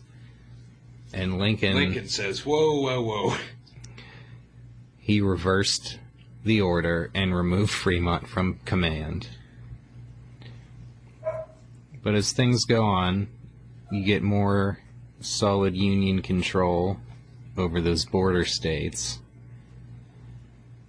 Lincoln starts to feel more free to pursue some anti-slavery policies. Now, timing is a big issue here. Yeah, because you got war Democrats and conservative Republicans. People, they want the war to be only about restoring the Union. Yes. And not about ending slavery. Right. But then you got radical Republicans who feel that ending slavery is what this is all about. That's it. And they figure, well, we can't go through this. We can't have had this happen without this being resolved forever nigh. Yeah, if you just go back to the Union with slavery, then you'll end up right back here sooner or later. Sooner or later, it's going to come about again. And Lincoln approaches it, really from a pretty masterful political standpoint in regards to timing. Yeah, well, they start off with a couple measures in April and June of 1862.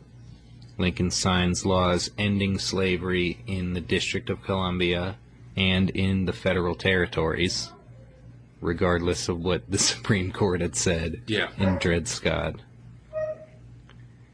And then in July 1862, Congress passed the Second Confiscation Act, which stated that in 60 days, slaves held by rebels would be freed.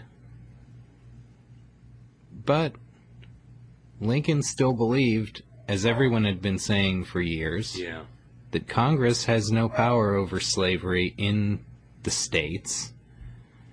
And the Union in Lincoln is maintaining the stance that the southern states are still part of the Union. That's it. Secession is illegitimate, so they are still states. Yeah.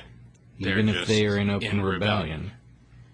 So Lincoln, he signed the Second Confiscation Act, but only after he put objections on the record, almost like a veto message for a law that he signed. Yeah. But he doesn't want it to go down this way. Because you got, slaves are considered property in the South, and that property is being used to aid the rebellion, so it ought to be subject to confiscation on those grounds. But Lincoln believed that the way you got to do it is with the presidential war power. Yeah. That it's an emergency war measure that comes under the commander-in-chief's power, which gets around the whole issue for years whether Congress has power to do that. That's it. And this isn't necessarily unprecedented, exerting presidential war power. But by God, it's unprecedented in terms of the scale. Yeah. And Lincoln wants to act before the 60-day period in the Second Confiscation Act so that he can do it his way. And he presents a draft proclamation to the cabinet asking for their advice only on the wording. Didn't ask them really about whether he should do this overall. No. He's going to do what he wants to do. That's it. He's his own man. Now, Seward's going to advise Lincoln to wait for a Union military victory before issuing it. Otherwise, it's going to look desperate. But the Eastern Front is not going too great. Lincoln, he has to replace McClellan. He does so with John Pope.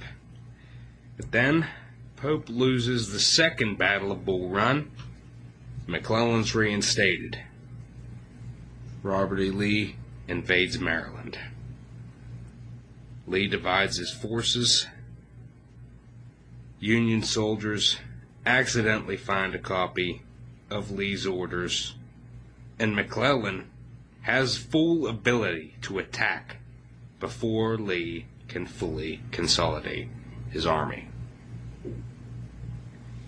24,000 total casualties would be the result of the Battle of Antietam, the single bloodiest day in American history at the time. Battle itself inconclusive. Lee abandons his invasion and returns to Virginia. That's going to be enough of a victory to prompt Lincoln to move forward. Yep. On September 22nd, 1862, he issued the Emancipation Proclamation, which declared that on the first day of January in the year of our Lord, 1863, all persons held as slaves within any state or designated part of a state, the people whereof shall then be in rebellion against the United States, shall be then, thenceforth, and forever free. And the executive government of the United States, including all military and naval authority thereof, will recognize and maintain the freedom of such persons, and will do no act or acts to repress such persons or any of them in any efforts they may make for their actual freedom. So that's huge. But how realistic is it? How long is it going to take for some of these slaves to actually hear about this, James? Well, a long In time. some instances, it's going to take until well after the war's ended. Yeah. I mean, This isn't immediate.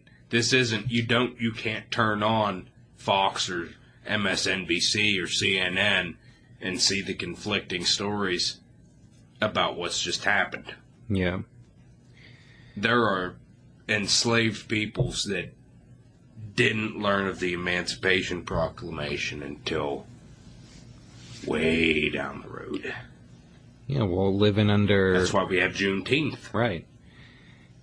When, they're living under, areas of Confederate control, it doesn't really have a practical impact. Sure, and even if it did, say it came up as an alert on your phone, and you were like, oh, I'm going to dip. Yeah. You think they're just going to let you? No. And how far do you think you're going to get? Mm-hmm. It sounds nice, but it's unrealistic. Well, it still is a big deal, though. It is. I'm not denying that. It really throws down the gauntlet of where slavery is headed. Yeah.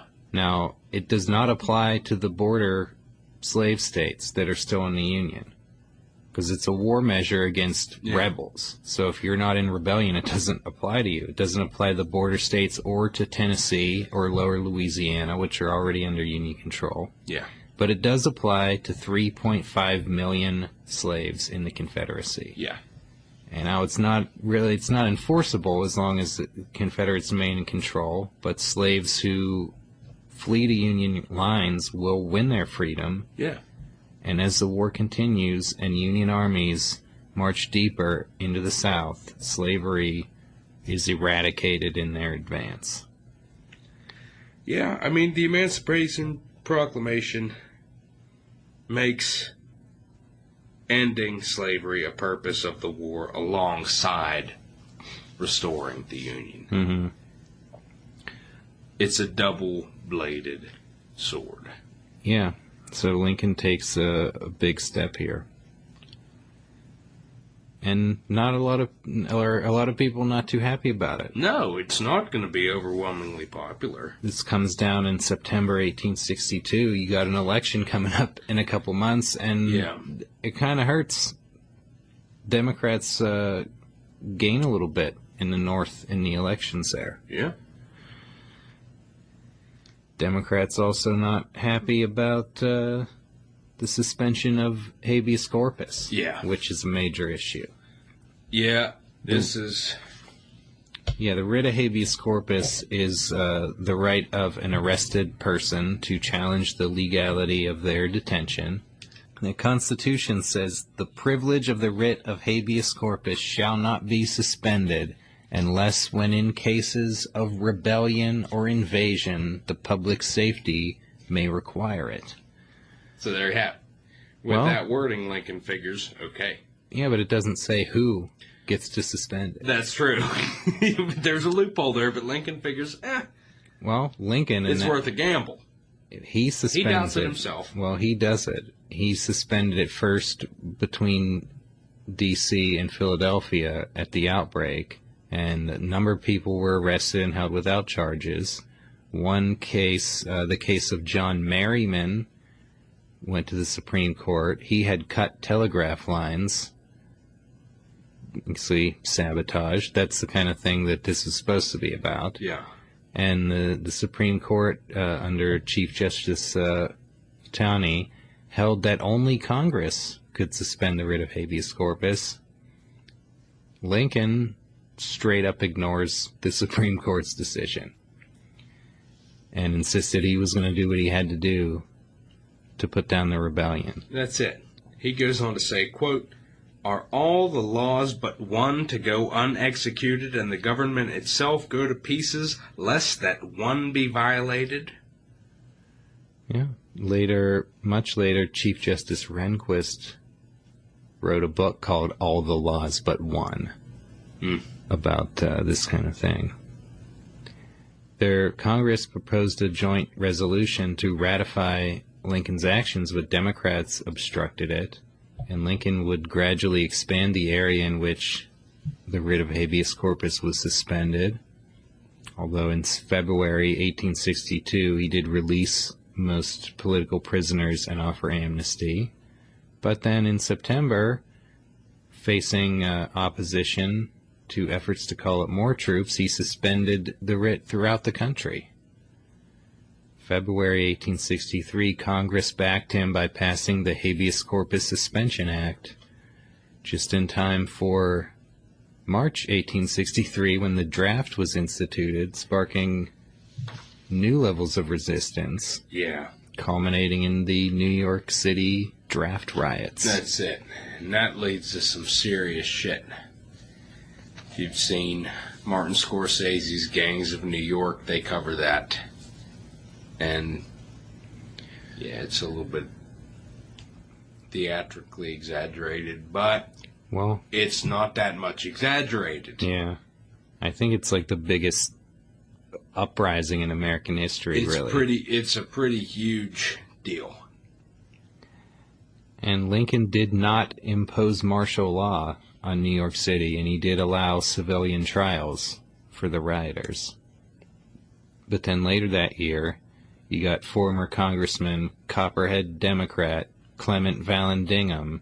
He's arrested for interfering with the draft, for making disloyal speeches, in which he called the war a war for the purpose of crushing out liberty and erecting a despotism, and a war for the freedom of the blacks and the enslavement of the whites. Yeah. He was tried by a military tribunal and sentenced to 2 years in a military prison. Lincoln commuted the sentence to exile to the Confederacy. Yeah. The Supreme Court found that it had no jurisdiction over the case since Congress had suspended the writ. But a lot of Democrats, including Franklin Pierce, denounced Vallandigham's treatment as a violation of the right of free speech. Vallandigham, he was deported to the Confederacy. Then he made his way to Canada and ran for governor of Ohio in absentia, and was pretty soundly defeated. Yeah. But, I mean, they were worried. Stuff going on. I mean, yeah, he ended up losing that election pretty bad, but that's the kind of thing, like, Lincoln was worried, like, this guy is running, like, what kind of people are supporting him? That's it. It's a very tough issue, because you want, people are supposed to have the right of free speech, but also if... Look, it's a fair assessment to say that Lincoln is probably in a more hairy situation than any other president in history up to this point. Yeah, Washington trying to form a new government and establishing the precedents that would basically sum up what the executive branch is to be is huge. But Lincoln's facing outright rebellion. Yeah. Washington, his battle was fought and won by the time he became president. We were a nation. That nation elected him as its first president. And yeah, there was bickering amongst the cabinet, but not to this level. Nobody had to deal with what Abraham Lincoln had to deal with during this time. Mm-hmm. And it's hard to judge some of the things he did because this is unprecedented. This is trial and error. But this is a guy who has a really savvy political mind, and the decisions he makes, like them or not, they end up working out. Yep. And that's the most important thing here. Mm-hmm. Yeah, how to treat people on habeas corpus is not easy. When you got John Merriman cutting telegraph lines, it's easy to say this guy is a saboteur. It's outright sabotage. Yeah, but then he you've is got, a saboteur. A prominent politician who's just denouncing the war. Or even somebody that says that they don't agree with the war. Mm-hmm. Well, or they don't agree with the administration's policies. Now, there's people that are locked up unfairly. We can't deny that. There's a lot of people that are jailed when this goes down, and a lot of people are imprisoned unfairly and based on some speculative evidence. And, there's a lot of bullshit. You can't deny it. However, I think at the time it's just... What can you do? Yeah, well, the attitude might be... Because you do have your John Merrimans out there. You do have people that are going to try and sabotage the government and that are going to try and influence people to rise up against them potentially. We talked with Franklin Pierce. They had the Knights of the Golden Circle. Was a complete fabrication. It wasn't a real organization. But there was enough written about it, and enough of it went to the press that people figured that not only was it a legitimate organization, but that it was one that was planning on having a revolution in the North. Yeah, and then the Confederacy's going to close in from both sides. Mm-hmm. Yeah, well, there were people who felt that way, and Lincoln looks at a guy like Vallandigham and thinks, well, he's a politician speaking his mind, but also if enough people agree with him, we're going to lose the war in the Union. And his speeches are encouraging people to disobey the law of the draft and are going to cripple, the ability to fight this war. Yeah. Speaking of the war, things haven't been going too well since Antietam. McClellan fails to pursue Lee's retreating army. A serious error of judgment on the part of McClellan, the overly cautious George McClellan. He's again going to be replaced, this time with Ambrose Burnside. Burnside goes on to lose the Battle of Fredericksburg in December of '62. Lincoln replaces him with Joseph Hooker, who loses the Battle of Chancellorsville in May of '63. In the Western Theater, the Confederate stronghold of Vicksburg blocks the Union control of the Mississippi River, and Grant, he's not been able to take it despite a half-year campaign. In June, Lee invades the North and marches through Pennsylvania, destroying bridges, railroads, and telegraph lines. Lincoln replaces Hooker with George Meade, who meets Lee a few days later at Gettysburg. One of the biggest moments in American history. Oh, yeah. A 3-day battle. Over 50,000 total casualties. End result, Lee's forced to retreat back to Virginia. That same day, July 4th, 1863, Vicksburg surrenders to Grant. Things look a little brighter in the West. That's a big day. In November, Lincoln attends the dedication of a national cemetery at Gettysburg, and he uses the occasion to make a grand statement about the meaning of the war.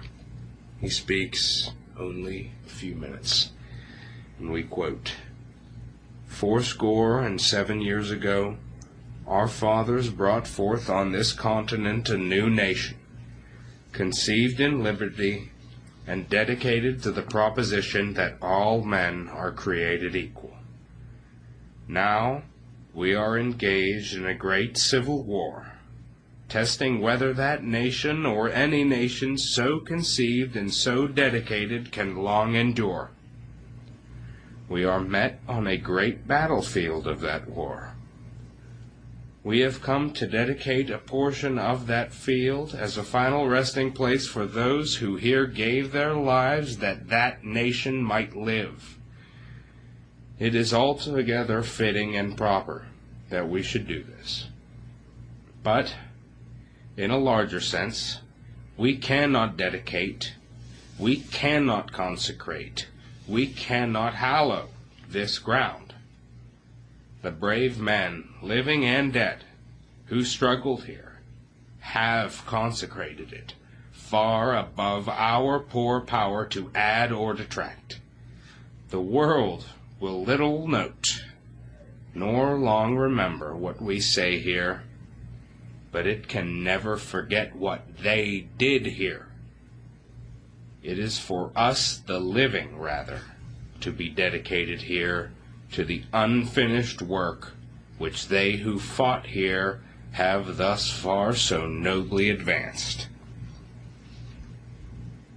It is rather for us to be here dedicated to the great task remaining before us, that from these honored dead we take increased devotion to that cause for which they gave the last full measure of devotion, that we here highly resolve that these dead shall not have died in vain, that this nation, under God, shall have a new birth of freedom, and that this government of the people, by the people, for the people, shall not perish from the earth. And with that, powerful words. yeah, not necessarily received so at the time. You had those that praised it. You had those that said, Well, some praised it very highly. Some newspapers wrote that it was as simple and felicitous and earnest a word that was ever spoken, that it glittered with gems and will live among the annals of men. But then some not too thrilled with it, and people... well, so the people that were actually present, some of them couldn't even hear it. Well, yeah. And this is... initial... He spoke for a few minutes. The guy before him spoke for like hours. And this is in the era of the, 3-hour Lincoln Douglas debates. That's it. People aren't used and to... we just read that 3-minute speech. Yeah, that was the whole speech. Yeah. So that really... that says something. And then about Lincoln. Some people took issue with what he said, the way he,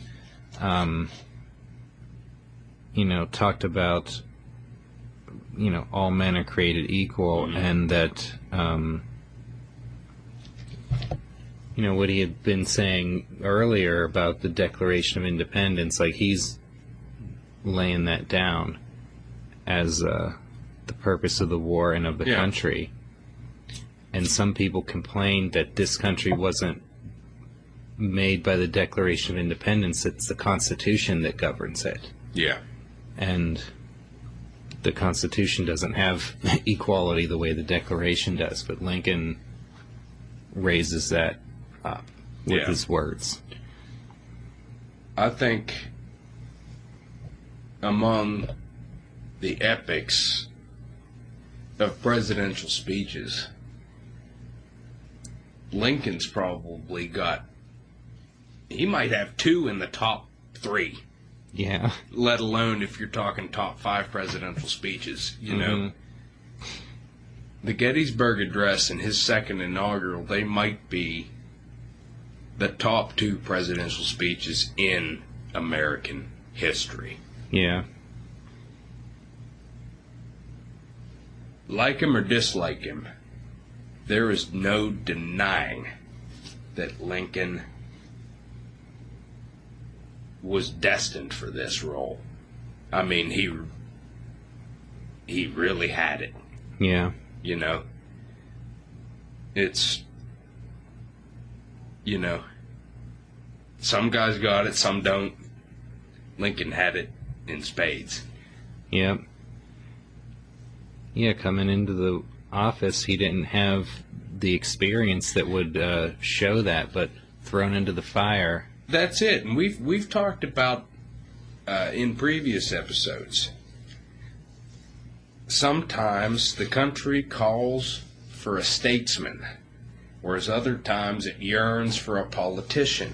Lincoln's able to cross that divide and become masterful in both regards. Yeah. Really. Mm-hmm. He is the man pulling together the team of rivals politically. Politically, genius. And as a statesman, with these great speeches. Yeah, he really is. He's the mm-hmm. total package. Yeah, he's really, like, being a leader that saying things people can get behind. Yeah. Like, nobody could have looked at Buchanan's last State of the Union and said, like, I'm going to follow this guy. Because he's not even leading anywhere. No. Lincoln has... And we talked about it in the last episode, how wordy and just mundane Buchanan could be. And you have Lincoln here saying in a few words something immensely powerful. Yeah. Well, still got a long way to go from Gettysburg. Well, after Gettysburg, Meade was not too successful in pursuing Lee. And Lincoln, he now believes that the key to winning the war is not to capture Richmond or any particular place, but to destroy Lee's army. That's it. And there's somebody out there who agrees with him on that. That's General Grant.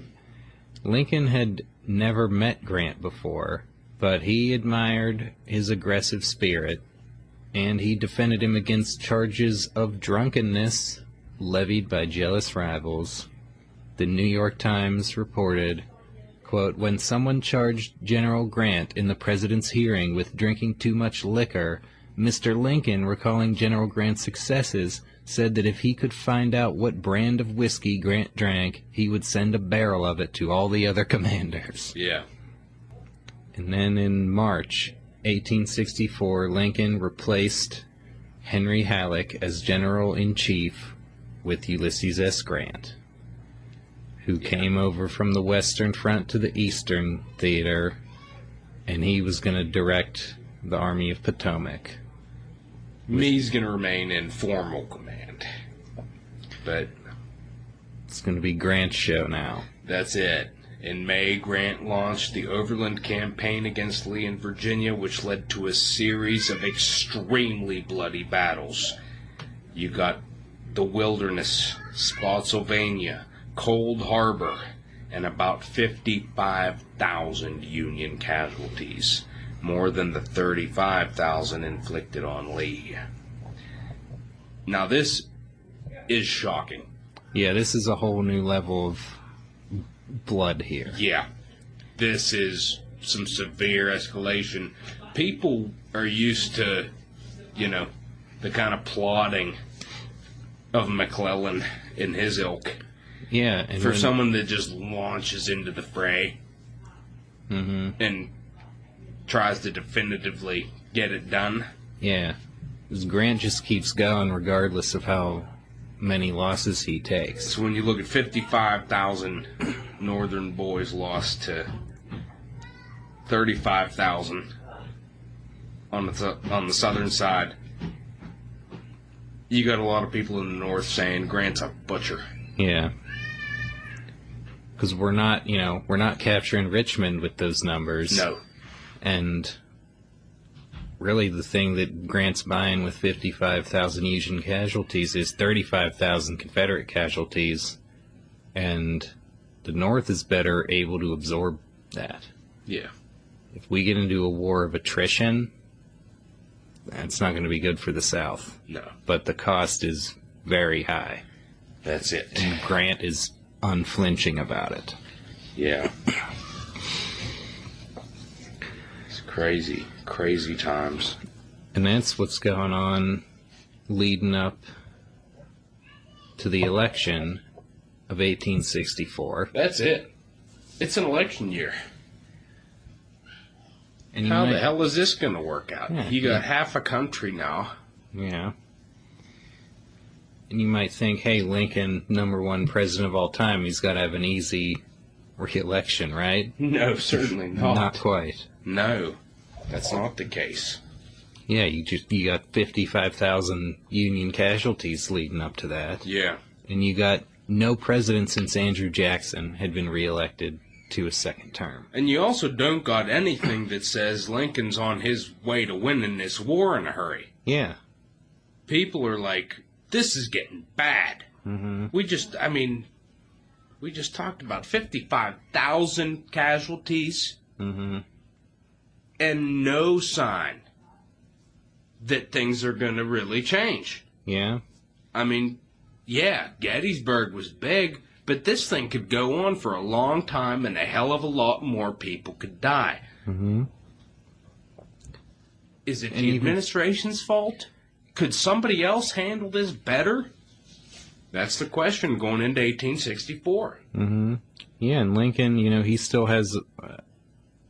his team of rivals there. You got Salmon Chase as kind of the favorite of the radical Republicans. Yeah. And a lot of people think, hey, that whole rotation in office principle, that's a big thing in general. Yeah. And people thinking, let's get somebody else in there, maybe turn this thing around. Lincoln doesn't have full confidence. Yeah, some people... before he made Grant general-in-chief, he got Grant's assurances that Grant had no intention to run for president. Because, in the classic Zachary Taylor sense, some people, including Democrats, thought, let's put up Grant, because he's the most successful general at the moment. Yeah. But Grant adamantly refused to take part in that at the time. There's another general who's not going to refuse. Well... And he's one that feels kind of shunned by Lincoln. Yeah. Well, Salmon Chase was kind of the big rival for the Republican nomination, and Lincoln kind of triangulated support on him against him and kind of put him in a spot where he had to announce his, withdrawal from consideration. Yeah. Because he's a member of the cabinet. Well, that's it. Lincoln... I mean, if he can't even appear to have control of his own cabinet, then things are really looking dire. Yeah. And then you got kind of a rogue convention of radical Republicans nominated John C. Fremont for president, a previous presidential candidate, and a guy who had proclaimed against slavery right from the outset. Yeah, jumping the gun on it immediately, which, I mean, I'm not going to say it. I mean, I think it's admirable, but, I mean, politically, yeah, that was a bad move. Yeah, and it's kind of... For a fresh Lincoln administration. Right, and for a... Because that confirms the Southerners' biggest fears. Yeah. But, I mean, I guess at that point, it's beyond reconciliation. Yeah. Well... You're trying to hold the border states in. That's it. For a general, you got to keep Maryland and. Yeah. General can't be doing that of his own initiative. Well, can you imagine if Maryland went to the South? Maryland and Virginia both. Yeah. Go to the Confederacy. Probably have to move the capital to Philadelphia. That's it. If you can, yeah. If you could get out. Mm-hmm. Boy, could have been a different story. Yeah. Well, Lincoln's trying to hold his own party together, and really the whole Union.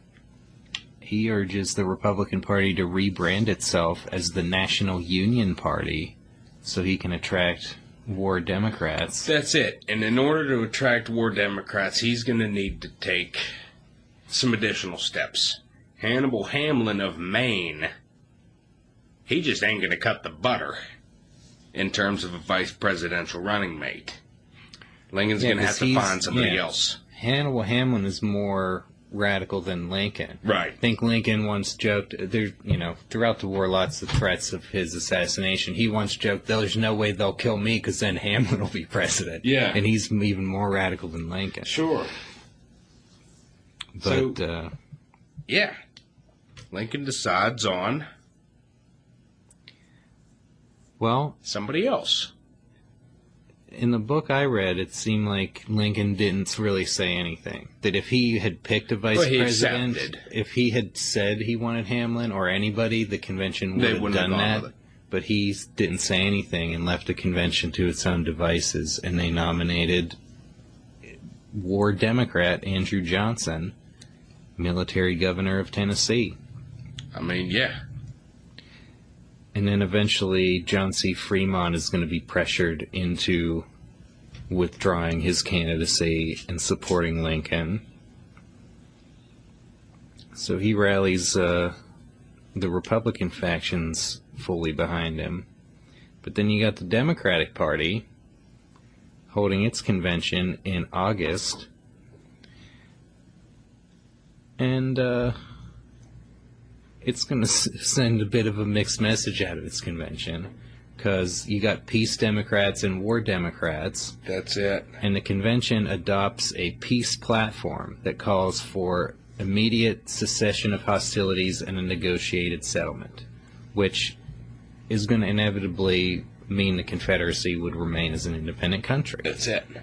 But at the same time, the convention nominated a war Democrat, George B. McClellan. There he is, the aforementioned other general.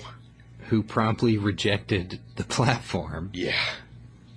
And McClellan favored continuing the war and restoring the Union, but he did oppose abolition. Yeah. So the Democrats are divided. Again. The Republicans are united.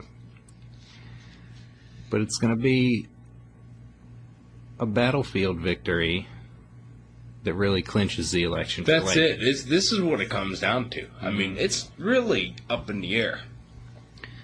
Yeah, July of 1863 was a good week winning Gettysburg and Vicksburg, but that's been a while. What have you done for us lately, Lincoln, with your war effort? And Gettysburg was costly. You know, I mean, there's a lot of boys dying. And when it really comes down to it, these are all Americans that are dying here. So it's not 55,000. It's 55,000 plus 35,000. Yeah.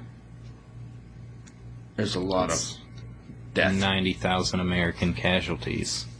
Now that's casualties as dead and wounded. But yeah. But it's a lot of destruction. It's really fucking bad. And it's going to take pretty much even more destruction. Yeah. In order to secure Lincoln's victory. Well, who took over for Grant in the Western Theater? None other than General William Tecumseh Sherman. And he's going to become a master of destruction. That's it. He marches out of Tennessee, captures Atlanta, and continues to savage through Georgia and the Carolinas on his infamous scorched earth march to the sea, destroying infrastructure and demoralizing Confederate spirits. This is no holds barred, knockdown, drag-out war. Sherman's definition of war was that it's hell, and if you ask for it, you're going to get it. Yep. And they did. He was dishing it out. And it looks like the war. He sent Lincoln a telegram and said, as a Christmas present, here's Savannah. Yeah. That's huge. We're in the heart of the South now. Yeah. Richmond's cut off. Yeah. We got New Orleans already. You got Vicksburg, so you got the whole Mississippi. That when cuts you cut into Georgia like that, now they're cut in half, and it just takes moving in. Yeah, so you got railroads and everything around here that are being cut off. That's it. And this kind of move right before the election makes it look like things are going pretty good. That's it. It's a huge boon for Lincoln. And it makes McClellan look like a jackass because he's ready to declare immediate peace. He says, hey, let's end this immediately. Let's have a negotiated settlement. And then Sherman turns around and, hey, it's like, hey, we're winning. Yeah. That's pretty decisive. Lincoln's going to win the popular vote 55% to 45%. The Electoral College 212 to 21. Winning every Union state except Delaware, New Jersey, and Kentucky. Pretty good mandate for Lincoln going forward. Yeah, not too shabby. Yeah, this is a time where he's really consolidating power in himself and getting control of all these factions and his own party and his own cabinet. Starting to look more clear that we're kind of on the right track here and that Lincoln knows what he's doing. That's it. And he has a lot of power at this time. But while the Civil War takes up the brunt of Lincoln's presidency, we can't ignore other domestic policies, because there's some other important achievements. Yeah, before we get into the end stages of the war. Yeah, let's talk about the National Banking Act. It's going to establish a system of national banks that could issue federal banknotes. In conjunction with the Legal Tender Act and a tax on private banknotes, this leads to federal banknotes becoming the dominant form of currency. Yeah, before this time, we didn't have paper money like we do now. Nope. Private banks would issue their own banknotes. That's it. Everybody had their own banknotes. All kind of different paper money off of different banks. This is going to lead us to having kind of a regulated paper currency in a sense. Yeah. Nowadays our money is all, well, they're still banknotes. They come from the Federal Reserve Bank. Yeah. At this time, as you recall from previous episodes, there is no central national bank. Right. But this creates a whole network of national banks. That's it. And, yeah, pretty big. Congress also, at this time, enacted a national inheritance tax. They put together the first federal income tax.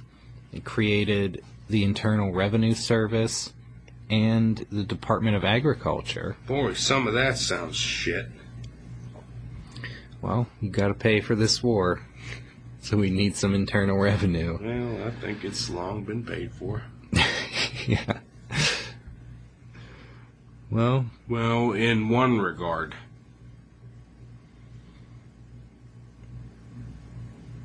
And I'm talking about, we shouldn't have to pay taxes, but I don't think that we could possibly repay the families of peoples enslaved for what they've had to endure. It's just impossible. You can't repay them. mm-hmm. You can't. There's no way to adequately, pay for that, Boy. Nope. May try and argue it seems like it's a long time ago. Well, Jesus was a long time ago, too. Yeah. Well, what else we got going on here?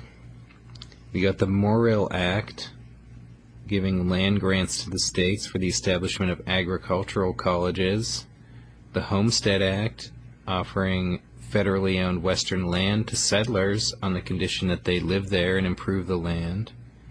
And then you got the Pacific Railway Acts, giving federal funding for a transcontinental railroad that would be completed by 1869. That's right. Now, this is a multi-presidential achievement here, the Transcontinental Railroad. Mm-hmm. We brought this up before with Franklin Pierce and others that had this vision of a transcontinental railroad that's going to be a great boon to the United States economy.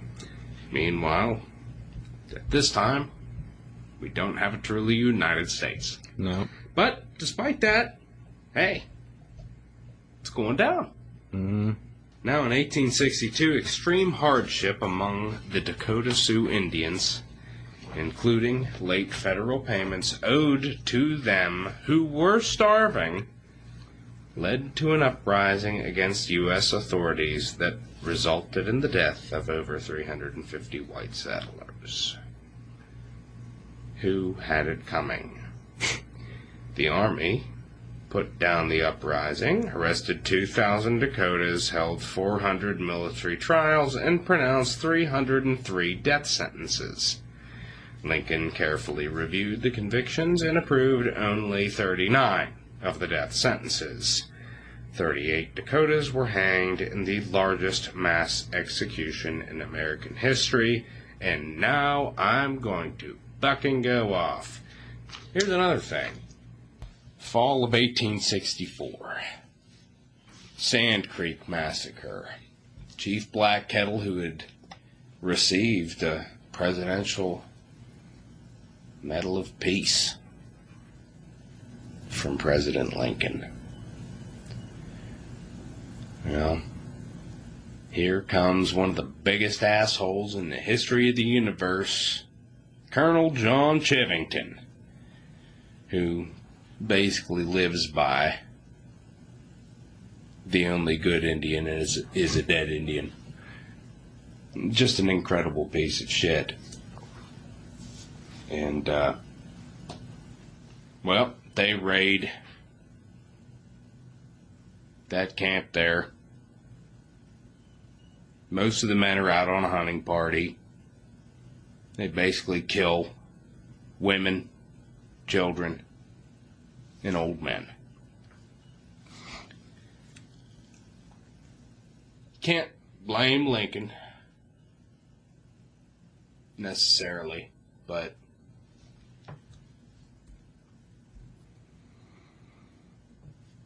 it's fucking bad. Here's a quote from Colonel John Chivington.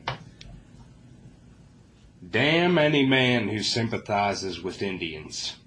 I have come to kill Indians and believe it is right and honorable to use any means under God's heaven to kill Indians. Kill and scalp all, big and little. Nits make lice. What a douchebag. Yep. That was out in Colorado. Right. And that's just, a harbinger of things to come under future presidents out in the West. Yeah, and it's a topic that bothers me, well, just as much as slavery does. Because, of course, people of color have been wronged.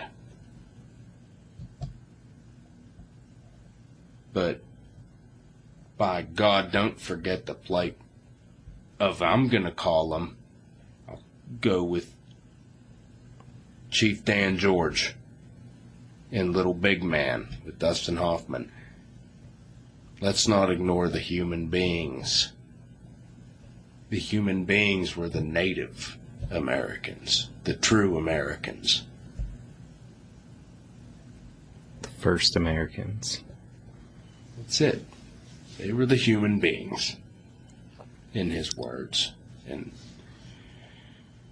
it's another way of life that was pretty much savagely rooted out and destroyed by the greed of the white man. But I'm getting away with myself. There's going to be a lot more to come from the Dead Presidents podcast when we start branching into different episodes on different historical topics. We'll cover Sand Creek Massacre. We'll cover Wounded Knee. We'll do it all. But for now, the 13th Amendment is coming up. Yep. Well, this is where the full political prowess of Lincoln comes into view. and he shines as a masterful politician. Yeah, you had the Emancipation Proclamation, but it didn't end slavery everywhere. No. And it was an emergency war power measure. Lincoln, was worried it might not stick around after the war and that it might be something that can be invalidated by the Supreme Court. It's a realistic concern, especially when you're dealing with Roger Taney as the Chief Justice. Yeah. And now, Lincoln just got reelected, and he's riding high a little bit, and he's going to take this occasion to try to bring a definitive end to slavery.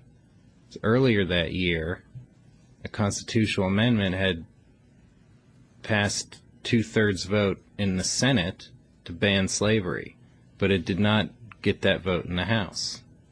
That amendment stated, "Neither slavery nor involuntary servitude, except as a punishment for crime whereof the party shall have been duly convicted, shall exist within the United States or any place subject to their jurisdiction, and Congress shall have power to enforce this article by appropriate legislation." So after the election, Lincoln makes it a priority to push this amendment through. Yeah.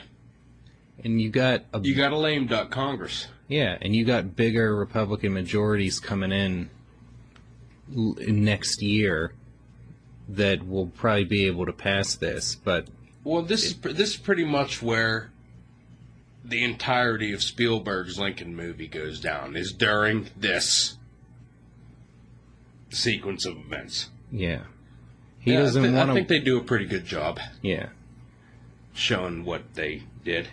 And he doesn't want to wait, months and months later for a new Congress to come in to pass this. No. Now is the time, because he says the passage of this amendment will clinch the whole subject. It will bring the war, I have no doubt, rapidly to a close.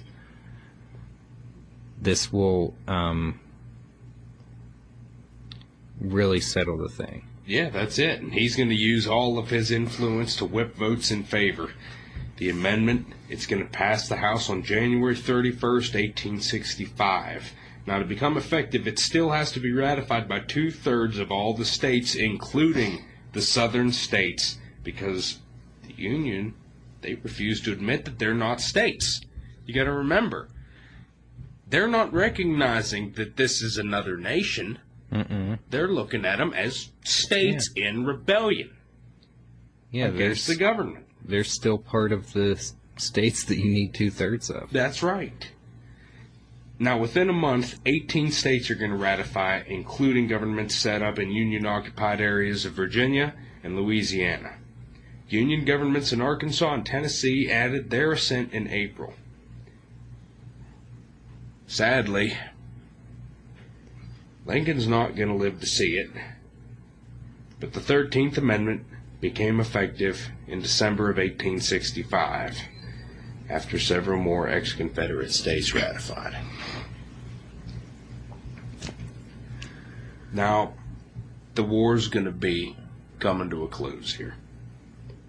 Grant's bloody Overland campaign, it didn't destroy Lee's army, but unlike previous Union generals, Grant's not gonna go backward, and he's not gonna pussyfoot around. He's going in. He's not gonna give Lee room to breathe. June 1864, Grant bypassed Richmond and laid siege to nearby Petersburg, a supply depot critical to the survival of Richmond. In taking Petersburg, he crippled Richmond. Well, you got now. He laid siege to Petersburg. Yeah. And you're going to have a 9-month campaign. Yeah. Of brutal trench warfare. But the Confederates are not able to replace the losses they're suffering here. And the noose is tightening around their neck. And that presents a new question for Lincoln. Or, well, an old question is going to become decided now. Yeah. Because since the beginning of the war, Lincoln has been dealing with the question on what terms the rebel states would be restored to the Union. And how he words this is so important. Yeah, he called it the greatest question ever presented to practical statesmanship. That's it. And, back before you had the 13th Amendment, a lot of Northern Democrats wanted to restore the status quo antebellum, give amnesty to rebels, allow Southern states to return with slavery intact. Meanwhile, radical Republicans demand not only abolition, but equal rights for African Americans and harsh treatment for rebels. And Lincoln is going to try to steer a middle course. Yeah. He's never going to entertain demands to withdraw the Emancipation Proclamation as the price of peace. Nor is he going to give in to demands for punitive retribution or proposals for mass confiscation of Southern land.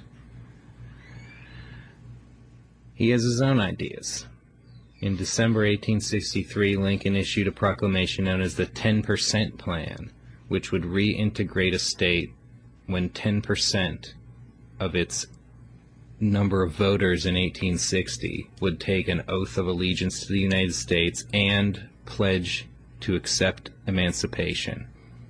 And that would provide a full pardon to all but high-ranking Confederate officials. Now, on this plan, governments are set up in Union-occupied regions of Louisiana, Arkansas, Tennessee, and Virginia, and Congress is not really recognizing them. But Lincoln thinks it's critical to have these governments because, hey, they're ratifying the 13th Amendment. Yeah. Even though, maybe a lot of people in Virginia, for example, are not recognizing this government, Yeah. it's something we can build around. Right. And we can pretend it's the government of Virginia for the purposes of the 13th Amendment and some other things. But Congress, the radical Republican-controlled Congress, thinks Lincoln's being too lenient here. July 1864, Congress passed the Wade-Davis bill, which required 50% to take the so-called ironclad oath, swearing that they had never supported the Confederacy, and that would also have total abolition of slavery, voting rights for black men, and would have federally appointed military governors and disenfranchisement of Confederate officials. Lincoln's going to refuse to sign this. He lets it die by pocket veto, late 1864. Mm-hmm. He believes that that's going to destroy the efforts already underway to reconstruct occupied states. Yeah, he's already got And he's got a point going. there, because none of this is coming easy. Mm-hmm. It's a bitter slog. Well, it's coming down to the wire. That's pretty much it. Throughout the war, Lincoln refused to engage in peace talks with the South, believing that negotiations would result in a ceasefire and that it would be impossible to restart the war after said ceasefire. That's going to guarantee Confederate independence. In late January 1865, Jefferson Davis offered to negotiate, quote, with a view to secure peace to the two countries. Now, Lincoln counters that he would discuss only, quote, securing peace to the people of one common country. Yeah, and that's the problem with negotiations right there, is you can't even agree who is negotiating. But in February 1865, at Hampton Roads, Virginia, Lincoln did meet with Confederate Vice President Alexander Stephens, an old friend of his from Congress, a former Whig, back when Lincoln was in the House. He's just one of them Southern Whigs that wasn't going to go to the Democrats. To the Republican Party, rather. Nope. Stevens and two other Confederate commissioners proposed a Union-Confederate alliance to expel France from Mexico. Hey, here's something we can both agree on. France should not be in Mexico. Lincoln shows no interest in the proposal and refused to discuss anything involving Confederate independence. He's going to inform the commissioners of the recently passed 13th Amendment and suggests Southern states might ratify it, quote, prospectively, so as to take effect, say, in 5 years, and offers the possibility of financial compensation for emancipation.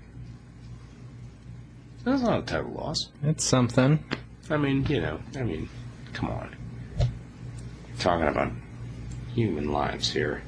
People being compensated because they think they're owed for... Oh, Christ.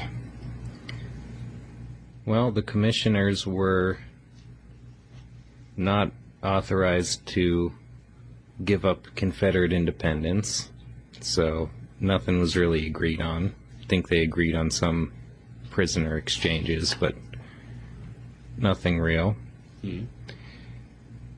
Meanwhile, Lincoln is about to be re-inaugurated to his second term, and he gives a pretty decent inaugural address. It's going to be the shortest one since Washington's second address, but pretty powerful. Yeah. I would argue, like I've said, Lincoln's got 2 speeches in probably the top 5 all-time American speeches. Possibly. I mean, there's some great ones out there. We could get into that on its own top 5, but Lincoln's up there with some of these addresses, and this second inaugural is one of them. Mm-hmm. I would argue it's the best inaugural address. Yeah. I think there's a book about it called Lincoln's Greatest Speech. Yeah, I mean, when one of your speeches is the Gettysburg Address. Yeah, that's saying something. And this, just about as brief. Well, but the my God, the ending part of it, we're gonna quote. It hits you in the feels. Mm-hmm. Fondly do we hope, fervently do we pray, that this mighty scourge of war may speedily pass away. Yet if God wills that it continue until all the wealth piled by the bondsman's 250 years of unrequited toil shall be sunk, and until every drop of blood drawn with the lash shall be paid by another drawn with the sword, as was said 3,000 years ago, so still it must be said, the judgments of the Lord are true and righteous altogether, with malice toward none, with charity for all, with firmness in the right, as God gives us to see the right. Let us strive to finish the work we are in, to bind up the nation's wounds, to care for him who shall have borne the battle, and for his widow and his orphan, to do all which may achieve and cherish a just and lasting peace among ourselves and with all nations. Huge. April 2nd, Petersburg falls to Grant. The next day, Union forces occupy Richmond. April 9th, Appomattox Courthouse. Lee surrenders to Grant. April 11th, Lincoln addresses a jubilant crowd saying, quote, "We meet this evening not in sorrow, but in gladness of heart." He urged conciliation with the South and warned that the re-inauguration of national authority would be fraught with great difficulty. He also made his first public statement on black suffrage, saying, quote, "I would myself prefer that it were now conferred on the very intelligent and on those who serve our cause as soldiers." which is not a full-on ringing endorsement that you'd hope for. No, but that's almost a little bit... Huh. That's along the lines of his previous white supremacist-like statement that we read. Yeah. But it's a big step. I mean, no president before has ever been in favor of black suffrage, and yeah, that is certainly something. And it was a bridge too far for one gentleman in particular who was happened to be in the crowd that night. Yep. He's not a fan of Lincoln. He's not a fan of his speech. He's John Wilkes Booth. Been born in Maryland to a family of actors. His father, Junius Brutus Booth. His brother, the more successful Edwin Booth. Edwin Booth, the nation's greatest actor. Yep. Bar none. He was number one. John Wilkes, up and coming,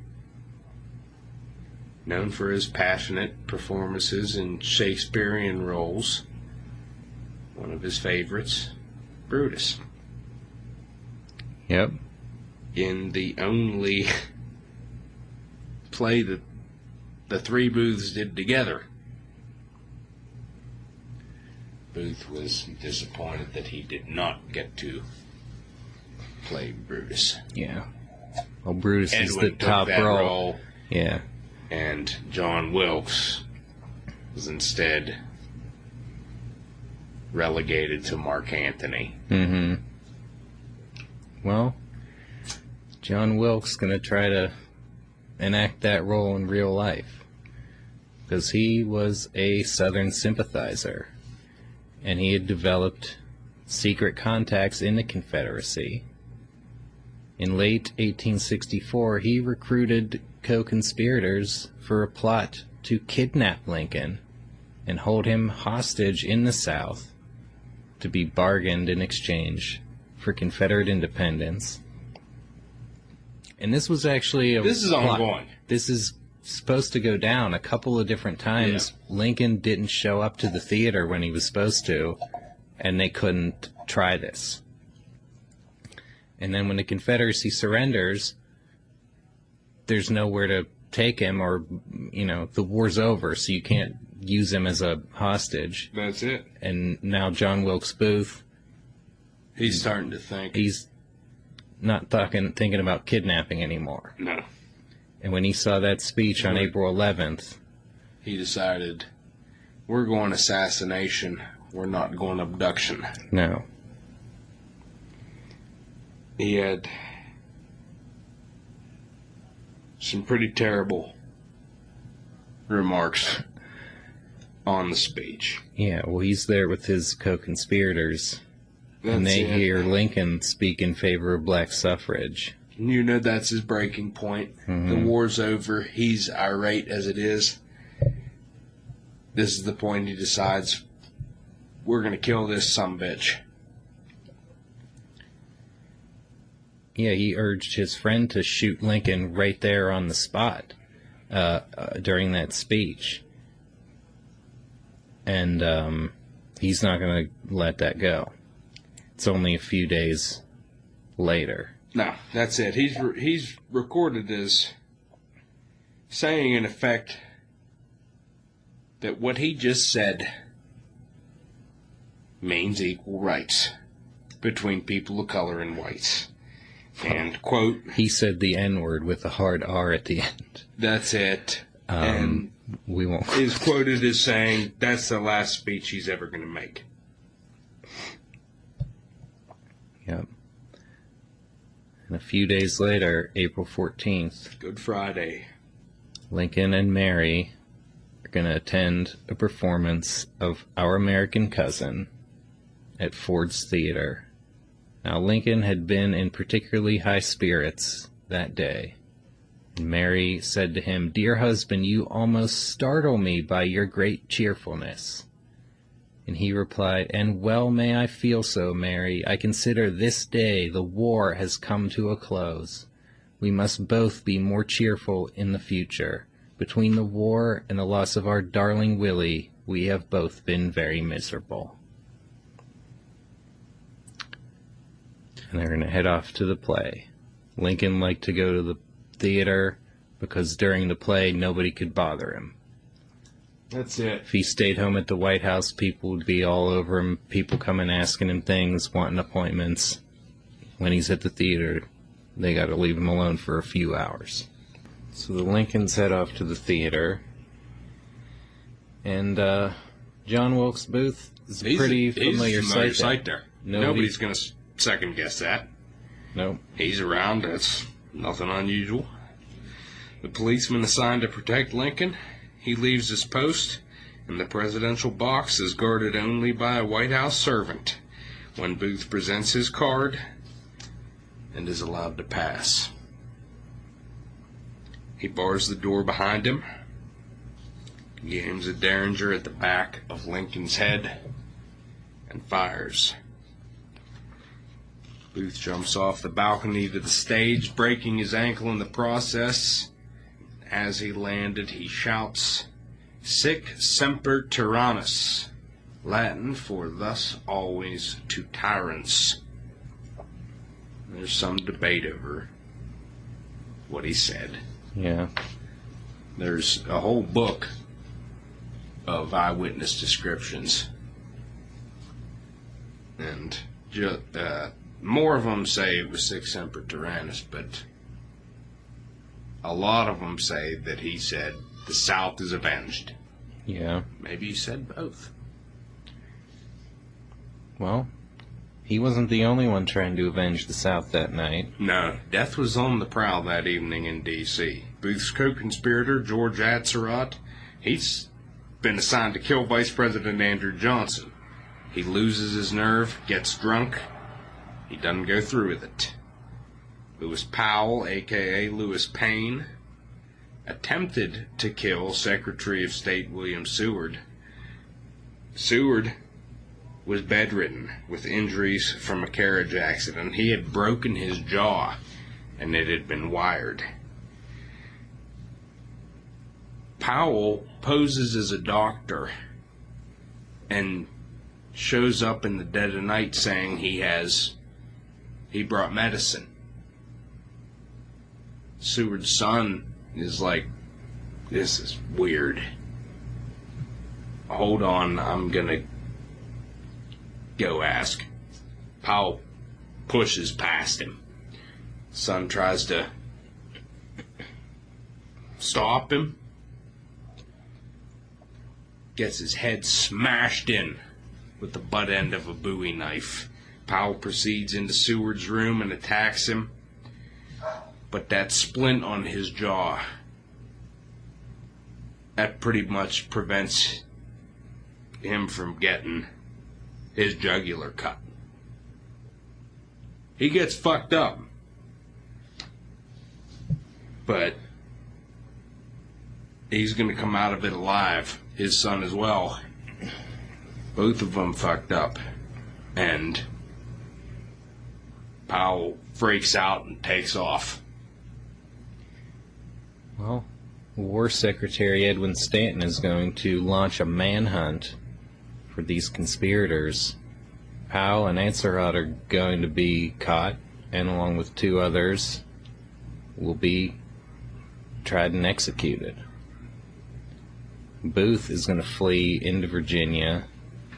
It'll be a massive manhunt for him. He's going to get tracked down, cornered into a barn,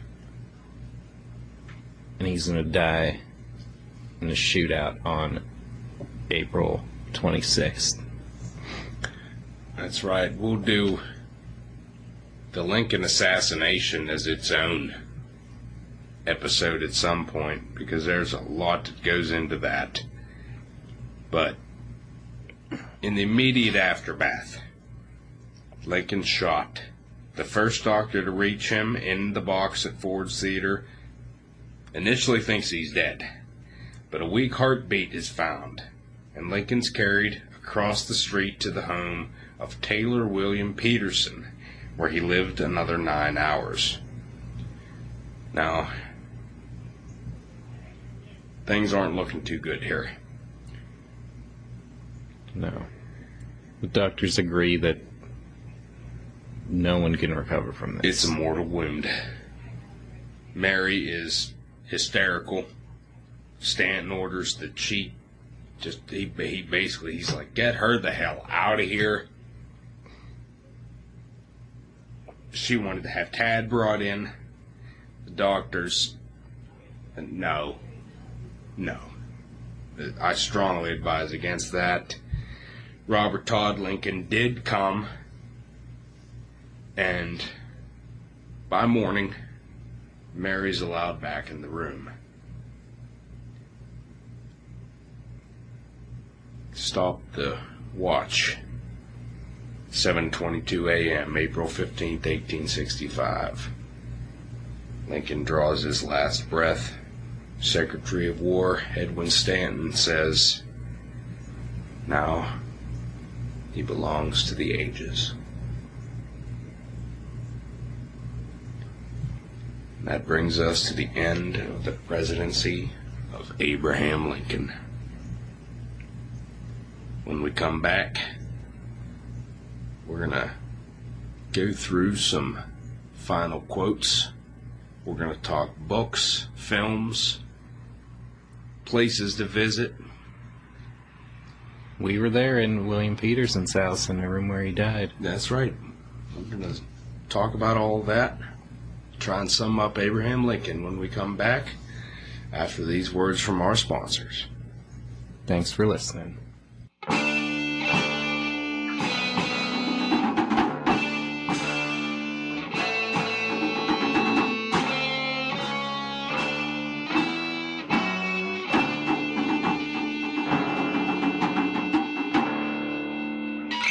The Dead Presidents Podcast is brought to you in part by an important new book, Chipley on Masturbation, a warning to fathers, teachers, and young men in relation to a frightful cause of insanity and other serious disorders of youth. Written by W.S. Chipley, M.D., Medical Superintendent of the Lunatic Asylum in Lexington, Kentucky, this work should be in every family and school in the land. Price 50 cents, by mail 60 cents, available from L.A. Civil and Wood Publishers in Louisville, Kentucky. Listeners, take your hand out of your pants, put it in your wallet, and pony up 50 cents for a copy of Chipley on Masturbation. We know what you've been doing, and if you keep up this crippling self-abuse, you'll be on a short road to the loony bin. So you can either read Dr. Chipley's book and do what it says, or you can end up under his care at the lunatic asylum as a raving and sexually debilitated shell of a man. That's a message from our sponsor, Chipley on Masturbation. Now a word from our sponsor, L.G. Lloyd's Furniture and Coffin Warehouse. Coffins, coffins, coffins. L.G. Lloyd has in store the best assortment of coffins to be found in the country. He has 5 different styles of metallic burial cases and caskets, beautifully finished in imitation of rosewood. He also has all sizes of rosewood, mahogany, black walnut, cherry, and pine coffins in every variety of finish.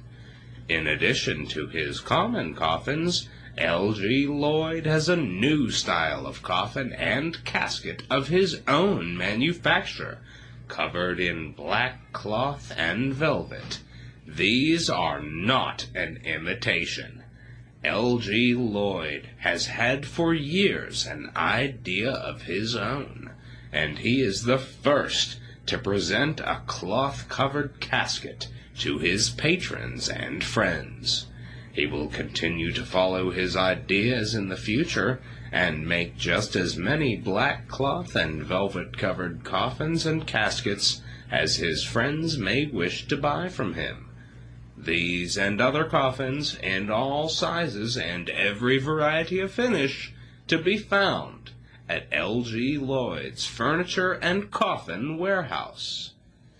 Listeners, the end of the war has left L.G. Lloyd overstocked with high-quality coffins, and prices are so low that the bereaved are almost lucky to have a loss occur now rather than later.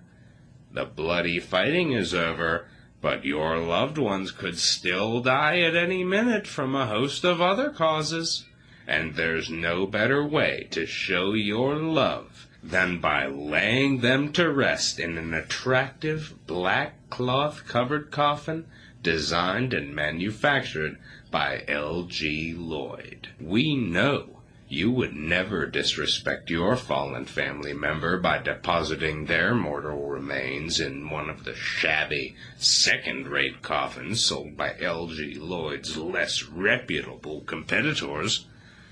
The only choice for all your corpse housing needs is L.G. Lloyd's Furniture and Coffin Warehouse. And we're proud to be sponsored by Charles Coons, who calls himself the Night Scavenger. Charles Coons will attend to the cleaning of vaults, privies, and the removal of offensive matter of all descriptions, spoiled meats, dead animals, etc., etc. Rainwater cisterns cleaned and purified. Particular attention given to the removal of stable manure. All work attended to with promptness and dispatch, and at our most suitable, Post Office Box 4149. Listeners, if you have a revolting mess, Charles Coons is dying to clean it up. You'll go to sleep, and when you wake up, your vile refuse will be gone. He's not called the Night Scavenger for nothing. No matter how foul, repulsive, or abhorrent your waste is, Charles Coons can't wait to get his hands on it. He's not happy unless he's elbow deep in some seriously repugnant shit. What he does with it after he takes it away is his own business. Unless you share his love of shit, hire him to take care of yours immediately. That's a message from our sponsor, Charles Coons, the Night Scavenger. And now, back to the show.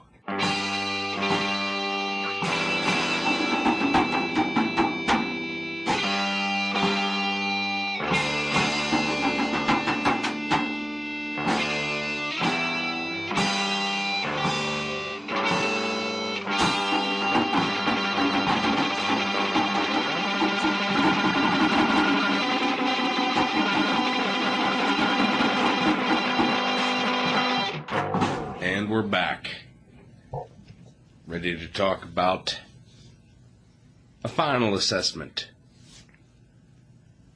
of Abraham Lincoln. Obviously, there's no post-presidency here, but by God, what a legacy. There's a lot of places that you can go and visit in regards to Lincoln. We've not been to all of them, but we've been to a couple of them. First off, you got the boyhood home in Kentucky. Yeah, the, I forget what it's called, Lincoln National Birthplace Memorial. Yep. That's in, Hodgenville, Kentucky. They got a reproduction of the cabin he was born in, along with a nice big monument there. Yeah. And I mean, that's one of the things, like when we visited that, we were going on kind of southern tour. Yeah, we just you don't even happened... have to do it that extreme, I guess you could. Yeah, I mean, Ohio you could do in and of itself, and it might take more than one trip. Same with Virginia, but the way we angled the first one, just happened upon it. Yeah. We were on our way to Lexington to see Henry Clay's home. Yeah. Came across that Lincoln birthplace, and then in Lexington, the Mary Todd Lincoln home, where she grew up. That's another big one. They both had stayed there. You also got in Springfield a Lincoln home. Now, we've not been to that one. It's kind of the big one. It's on the list. Yeah. And then in D.C. itself, Ford's Theater. Yeah. And That's the pretty- Assassination Museum. Yeah, that's pretty wild to see. Absolutely it is. All kinds of wild stuff. That could lead us right into book recommendations here. In the Ford's Theater Museum, there's that winding staircase with the column in the center. And it's not real books stacked up, but it's replicas of them that are, two size that wind up just to try and put across the amount of stuff that has been written on Abraham Lincoln. Yeah. Vast amounts. Usually with our book recommendations, we got, 3 or 4 at best. Some of them might only be 1 or 2. We're going to keep it simple with Lincoln and go with the ones that we've really looked into. First and foremost, David Herbert Donald. Yeah, that might be maybe the top single volume biography of Lincoln. I would say that it is. That's a really great one. Of course, Doris Kearns Goodwin, Team of Rivals. Another really fantastic look into Lincoln. In particular, his political skill Yeah. as president. Now that one, the inspiration for Steven Spielberg's Lincoln with Daniel Day-Lewis. Yep. There's a recommended film. Can't leave out John Ford, who directed Young Lincoln with Henry Fonda. You also got Abe Lincoln of Illinois with Raymond Massey, which kind of picks up where Ford's film left off, in a sense. You could almost form those three as like a really loose trilogy, in a sense. And, PBS has done fantastic documentaries. There's one on Abraham and Mary Lincoln. It's fantastic. I think it's like at least 8 hours, maybe longer than that. PBS also did one just solely on the assassination. There's plenty of books out there just on the assassination. There's so much written about him. So much has been done. Mm-hmm. Yeah, pretty much any aspect of his life, there's probably whole books about it. There's books about him as a lawyer. As a vampire hunter. Yeah. We cut for time most of his vampire hunting accomplishments. That's it. He's somebody that, despite all of that, is difficult to sum up. As always, we're going to turn to his contemporaries. How do we sum up Abe Lincoln? Well, Stephen Douglas said in 1858, quote, "He is the strong man of his party, full of wit, facts, dates, and the best stump speaker, with his droll ways and dry jokes in the West." Yeah, by the way, Stephen Douglas, kind of dropped dead there in the summer of 1861. That's right. Why he was not mentioned anymore after frequent mentions in the first half of the show. That's right. Got a quote here from Franklin Pierce on Lincoln. "He is, to the extent of his limited ability and narrow intelligence, the abolitionist's willing instrument for all the woe which has thus far been brought upon the country, and for all the degradation, all the atrocity, all the desolation and ruin. Harsh words. Horace Greeley would say, quote, "He was not born a king of men, but a child of the people, who made himself a great persuader, therefore a leader, by dint of firm resolve, patient effort, and dogged perseverance. He slowly won his way to eminence and fame by doing the work that lay next to him, doing it with all his growing might, doing it as well as he could, and learning by his failure, when failure was encountered, how to do it better."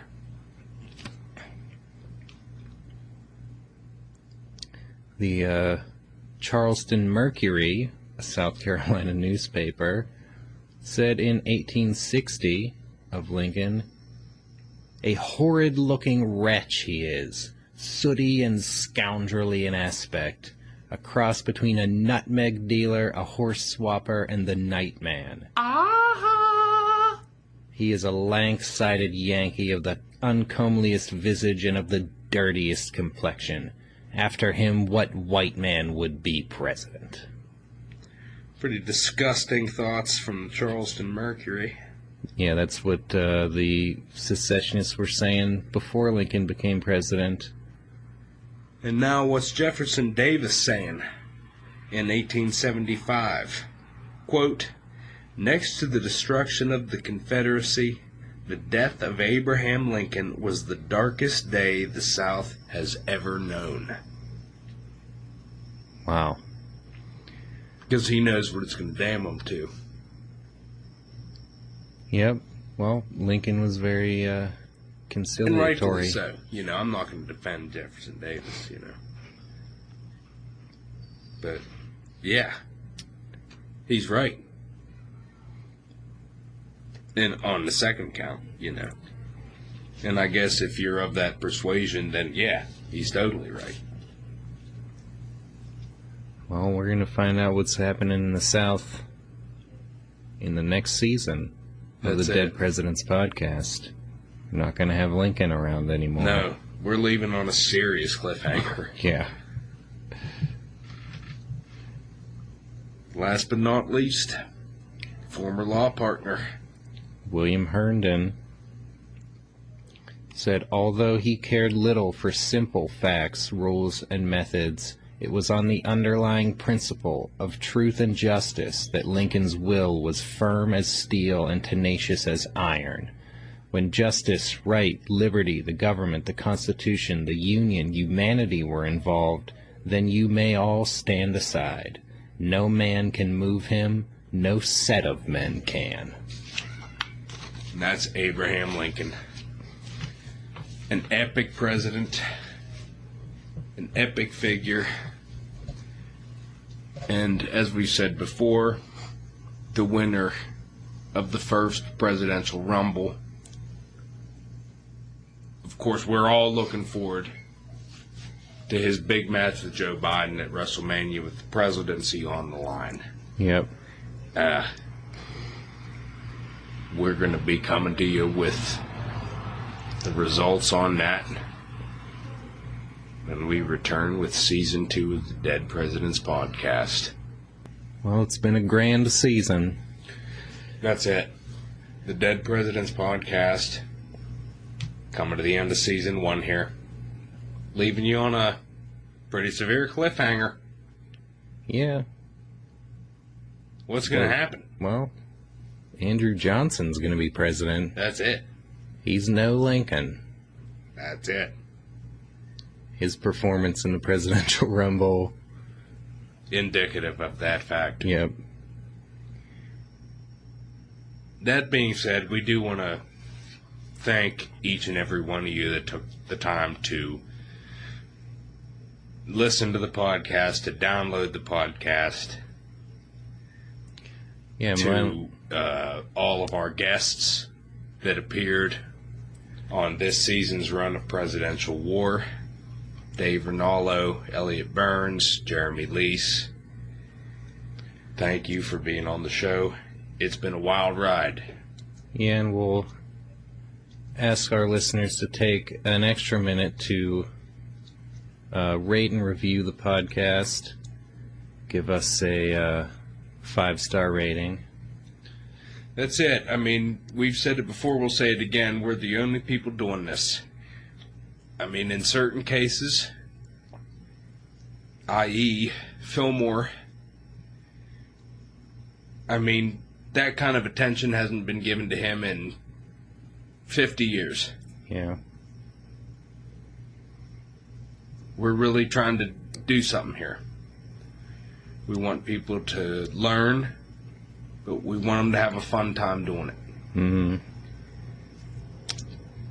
And if you've had half as good of a time as we have, then you'll agree that pretty much the greatest podcast of all time. Well, yeah, I think that goes without saying. Well, I'd say it's the best presidential educational podcast out there. I don't think there's a close second. The research that's gone into each episode, the work that we've done to be able to deliver each week fresh material to our listeners since President's Day, February 15th.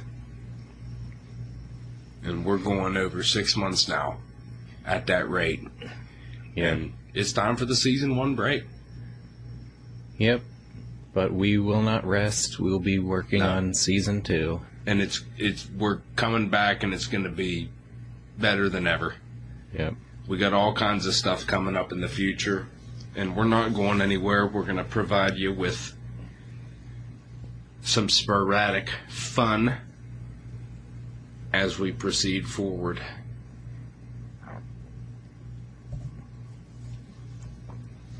And that's it. That's going to bring us to the end here. Yeah. Dead Presidents Podcast, Season 1, coming to a close. A fitting end. We'll turn it over to the Constitutionalists. That's right. With possibly their most monumental work yet. The Constitutionalists will play out Season 1 with Abraham Lincoln. For the Dead Presidents Podcast, I'm Stephen Lincoln Douglas. And I'm James J. Hamilton. Thank you all so much for listening, and we'll catch you in Season 2.